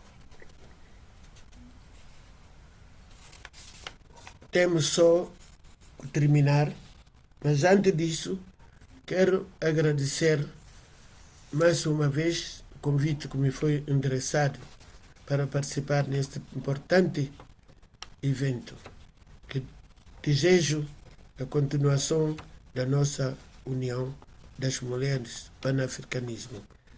Viva as nossas mulheres panafricanismo, viva e glória eternas aos camaradas, com mulheres, grandes mulheres como Jeanne Martin Cissé, Asha, Madame Sacco, que trabalhamos junto muitas vezes na organização panafricanista. Glória eterna a Titina Sila, Jeanne Martins, Aissatu, Francisca Pereira, Carmen Pereira, Sekou Touré, Manu Nkrumah e Amílcar Lopes Cabral. E viva, viva, viva as mulheres panafricanismo. Muito obrigado. Thank you so much, Comrade Theodora Gomez, Auntie Comrade Theodora Gomez, for this amazing keynote presentation. You fired us up. You reminded us of the history. Just as a reminder, please go to the Portuguese channel so you can hear the translation. So your son should help with going to the Portuguese channel. We are so grateful for your intervention today, as well as the fact that you fired us up, reminded us of the history, reminded us of our critical role as revolutionaries, Pan-African revolutionaries, and also made the linkages between the PAIGC and the A-APRP from a historical and contemporary perspective. We are grateful for your presentation, and we certainly look forward to more collaboration with you, as well as an elder in Urumu, as well as an elder in the A-APRP. And we are excited about what the future holds. Thank you so much, Comrade. We're so grateful. We're so grateful. Thank you very much. Thank you very much. So we're now going to show, as you all may agree with me, this was an amazing keynote. We're now at the end of our program, but before we do that, let's congratulate and thank our keynote speaker one more time with our emojis, our clapped hands. Let's get them going so that our comrade Theodora, comrade Auntie Theodora Gomez, our keynote speaker, understands that we recognize that not just the sacrifice that she's made, the contributions that she's made to the Pan-African Revolution. And we know that we will then begin to carry on her contributions in the next 50 to 100 years moving forward. Thank you so much, comrade. So I have the pleasure of closing out this webinar. Again, as a reminder, we do have several things that are coming up, but I want to hopefully close this seminar, this webinar. We do apologize that we're a tad bit over, but we hope to be closed in the next 2 minutes. So first off, I want to begin the closing of the 64th anniversary of Pan-African Women's Day, hosted by the All-African People's Revolutionary Party and All-African Women's Revolutionary Union, as well as co-hosted by the PAIGC and A-AWRU. We're excited that we had such a enlightening Pan-African mix on this Pan-African Women's Day. But we're looking forward to the future of organizing around our Pan-African Women's Day campaign. As we mentioned, Pan-African Women's Day is a daily, a weekly, a yearly event. It's a local event, it's a community event, it's a nation event, and it's an international event. In this spirit, we want to invite all comrades on this call to join an organization that's fighting for our people and an organization that is leading other revolutionary organizations, particularly on the continent, because we believe that Africa is primary. Like, for example, the Azanian People's Organization, or the PAIGC, or Decolonize Sudan. We hope that the organization that you choose also has links with our sisters and brothers in Cuba, in Venezuela, in Palestine. This is part of our job as revolutionaries, connecting our struggle to the larger imperialist, anti-imperialist struggle. And as we've heard today, Cuba and Africa are one, much like the PIGC and A-APRP are one. We also invite you to join the All-African People's Revolutionary Party. We have links in the chats that if you're interested in joining the A-APRP, you can quickly put together there's a form on our website that will help you with expressing your interest. We also want to remind you, our comrades and friends, that we will be celebrating the 7th anniversary of the PAIGC alongside our comrades in the PAIGC and A-AWRU in September 2026. We want to announce the importance of participating in our upcoming anti-sanctions campaign, which is scheduled to start September-October 2026. And the sanctions are against our comrades in spaces like Zimbabwe, which is being crippled because of sanctions.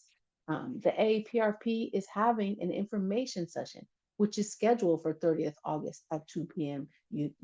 UTC, which we invite all participants of this PAWD to participate. We are also excited to announce again that we will be hosting strategic planning meetings with our comrades in women's wings across the continent to build what we call the All-African Committee for Political Coordination, which is called for by Kwame Nkrumah in the Handbook of Revolutionary Warfare.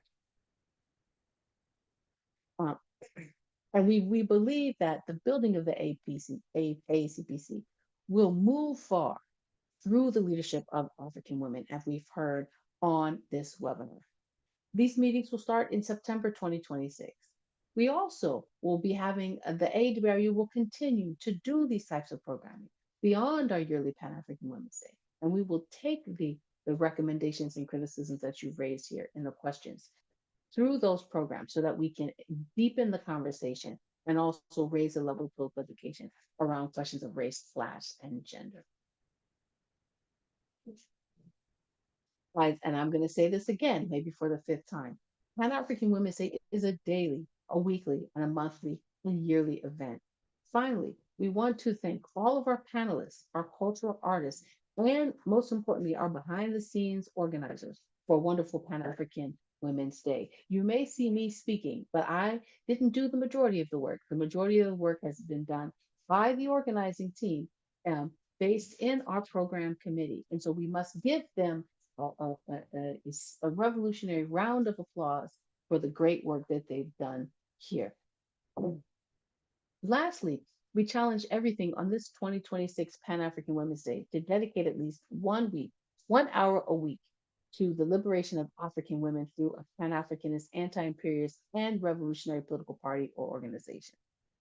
Victory is certain if, as one of our speakers mentioned, the liberation and unity of Africa under scientific socialism will not be possible without the full participation of African women and the freedom from capitalism and imperialism will not be possible without African women in the forefront.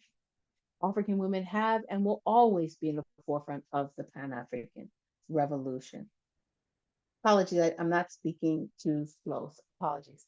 On behalf of the All African People's Revolutionary Party and the All African Women's Revolutionary Union, I want to thank you for attending this International Pan-African Women's Day. And a reminder, our theme is African Women Leading the Revolution. Salute to Assata Shakur and to Tina Sila, leaders within our liberation movement.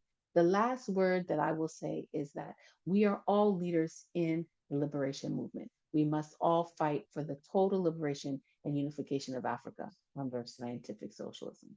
Thank you so much. Forward ever, backwards never. Viva Africa, viva Cuba, viva Venezuela, viva PAIGC, viva A-APRP, viva, viva, viva African people. Forward ever, backwards never. And if we can get if our organizing team is in the background, they can open their video so we can see who is doing the work behind this webinar, because this is not an easy thing to do. So let's get our organizing team to open up their videos or their mics so that we can give them a proper round of applause. Organizing team, we'd love to see you. And the last thing I'll say is that this video is being streamed and it will be also on our YouTube. Here comes our organizing team, Comrade Akabundu, Comrade Sekou, thank you. We have more organizers, Comrade Imani, thank you. Who else do we have? We have more organizers. Where's Comrade Tandiwe? Where's other Comrade Jassy? Who else is here? Comrade Erica. Comrade Erica. We've got Greetings. Ready for Commandant Njiba, General Tandiwe. Ready for revolution, comrades. Ready for revolution. Forward. Thank you to our interpreters. Victory is a certainty. Yes, and thank you to our interpreters. We couldn't do anything without our interpreters. Thank you, comrades. Thank you. Obrigado, interpreters. Merci beaucoup, interpreter. Yes, Asante Sana to the All African Women's Revolutionary Union, Democratic Union of Guinean Women, Mama Teodora, forward to one unified socialist Africa. Viva Pan-Africanist Women's Organization. Pow wow. Obrigado, Comrade Macho.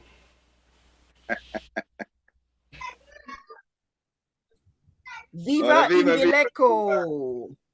Viva Comrade Dudu Shaba. Viva Comrade Valentina. A consider comandante. Yes. Obrigado. Inawale. Etc. La lucha continua. Victoria Santa. Prêt pour la révolution. Prêt pour la révolution. Viva the tech team. Viva Undu, Comrade Sekou, Comrade Adebayo, Comrade Zizi, Comrade Imani, Comrade Njiba, Comrade Nancy. Camarada Tandiwe. Nós estamos juntos, we're together. We will win. Join an organization fighting for the people. Join an organization. Join the All African People's Revolutionary Party, the African Party for the Independence of Guinea and Cape Verde. AZAPO, join an organization for your ideological transformation.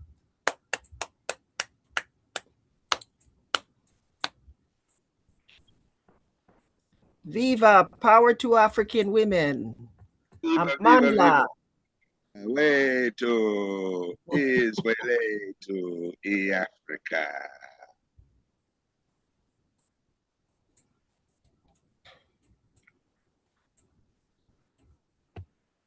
Hello, David.